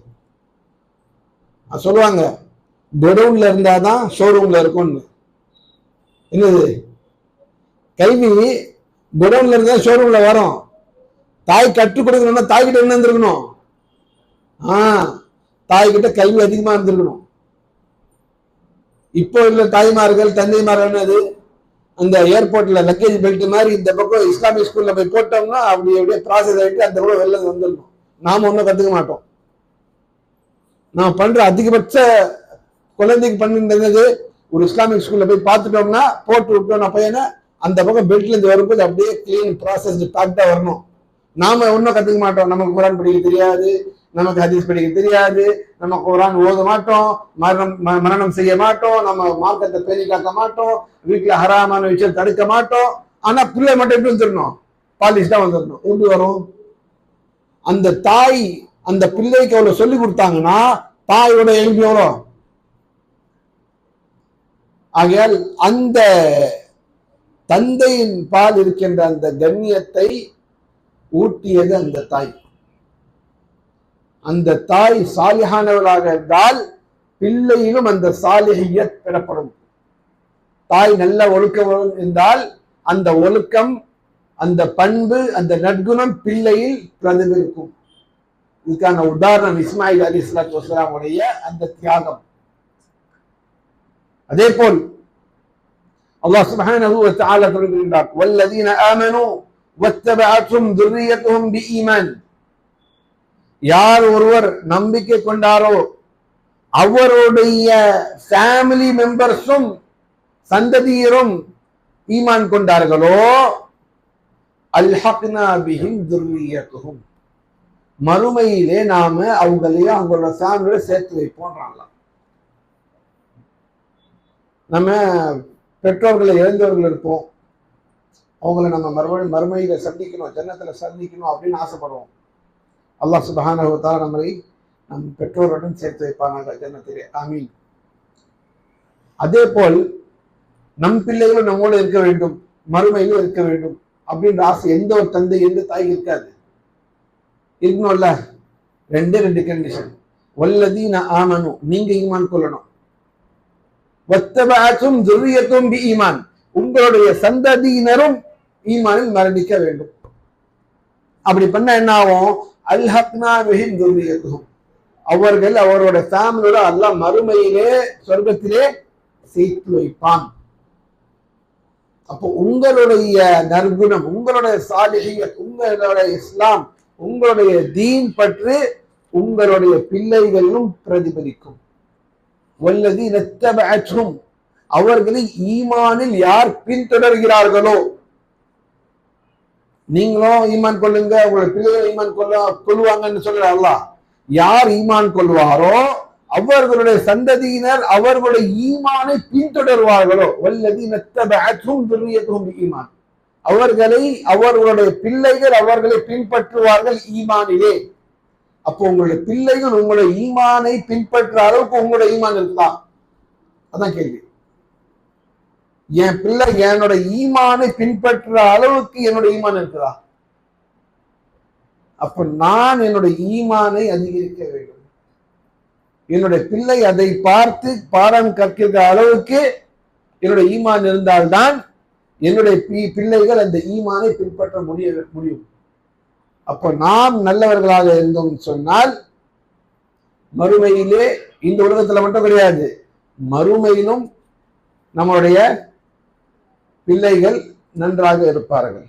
அதே போல் அல்லாஹ்வின் தூதர் ஸல்லல்லாஹு அலைஹி வஸல்லம் அவர்கள் கூறினார்கள், இதா மாத இப்னு ஆதம் இன்கதா அமலுஹு இல்லா மின் ஸலாஸ், ஆதமுடைய மகன் மரணித்தால் அவனுடைய எல்லா காரியங்களும் அமல்களும் இந்த உலகத்திலே முடிவுக்கு வருகின்றன.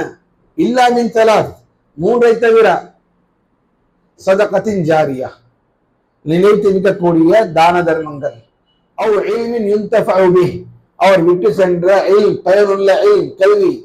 அவ் மின் வலதின் சாலிஹின் யதுஉ லஹ், நல்ல ஒழுக்கமுள்ள ஒரு பிள்ளை தன்னுடைய பெற்றோர்களுக்காக அல்லாஹ்விடத்திலே கையேந்தி துவா செய்வதை தவிர. அல்லாஹ் அக்பர். இப்ப நம்ம கொஞ்சம் செல்ஃபிஷா யோசிக்கணும். சரி, அவங்களுக்கு இல்லைனாலும் நமக்கு நம்ம பிள்ளைகளை நல்ல முறையில் வளர்த்திருத்தோம் சொன்னா நமக்கும் அதுல ஒரு பங்கு இருக்கின்றது. என்னன்னு சொன்னா, அமல்களே இல்லாத காலங்களும் மறுமை நாள் வரை நமக்காக துவா செய்பவர்களை நாம விட்டு செல்கிறோமா? இதுக்கு நம்ம பிள்ளைக்கு துவா தெரியணும். துவா அல்லாஹ் கிட்டதான் கேட்கணும் தெரியணும். நம்ம பெற்றோர்களுக்கு துவா செய்யணும் தெரியணும். பெற்றோர்கள் துவா செய்யற மாதிரி வாழ்ந்திருக்கணும். எப்படி? துவாண்டு ஒண்ணு இருக்குன்னு தெரியணும். அந்த துவா அல்லாஹ் இடத்துல மட்டும்தான் கேட்கணும்னு தெரியணும். அதுல பெற்றோர்களையும் சேர்த்து கொள்ள வேண்டும் என்று தெரியணும். நாம அவங்ககிட்ட நடந்துக்கிற முறையில நம்மளை ஏசாம துவா செய்யணும்ன்ற அளவுக்கு விட்டு போகணும். சொல்றது புரியுதா? அப்படிப்பட்ட வாழ்க்கை நாம வாழ்ந்தாதான் அவர்கள் நமக்காக துவா செய்வார்கள். ஆகையால் நம்முடைய வாழ்க்கை நாம் வாழ்கின்ற முறையில் நம் பிள்ளைகளுக்கும் மிகப்பெரிய ஒரு பாதிப்பு, ஒரு தாக்கம் இருக்கதான் செய்கின்றது. இறுதியாக சில குறிப்புகள், சில டிப்ஸ். முதலாவதாக அல் அதப் கப்லல் இல்ம். அல் அதப் கப்லல் இல்ம். உங்களுடைய பிள்ளைகளுக்கு ஒழுக்கத்தை கற்றுக் கொடுங்கள் இல்முக்கு முன்பாக. நம்ம இன்னைக்கு பார்க்கின்ற பார்வை என்னன்னு சொன்னா, நிறைய குர்ஆனை மனப்பாடம் பண்ணிட்டாங்க, பெற்றோரை மதிக்க மாட்டேங்கிறாங்க, பெரியவங்களுக்கு எதிராக வாய் பேசுறாங்க, மற்றவங்களை எல்லாம் நரகவாசி சொல்லி திரிகிறாங்க. ஏன்னு சொன்னா, அதற்கு முன்னாடி எளிமை கொடுத்துட்டோம், ஒழுக்கத்துக்கு முன்பாக கல்வியை கொடுத்துட்டோம். அப்ப இந்த கல்வியோடைய மகிமை உங்களுக்கு தெரியல. تعلمنا الأدب 30 عاما ثم تعلمنا العلم 20 عاما. செலஃப் சொல்லுவாங்க, மூத்த அறிஞர்கள், நாங்கள் 30 வருடங்களுக்கு அதப கத்துக்கிட்டோம். ஒழுக்கத்தை எத்தனை வருஷம் கத்துக்கிட்டோம்? 30 வருஷம். சும்ம தஅல்லம்னல் இல்ம, அதுக்கப்புறம் மார்க்க கல்வியை 20 வருஷத்துக்கு கத்துக்கிட்டோம். எது அதிகம்? ஒழுக்கத்தை 30 வருஷம் கத்துக்கிட்டோம், இல்ம 20 வருஷம் கத்துக்கிட்டோம்.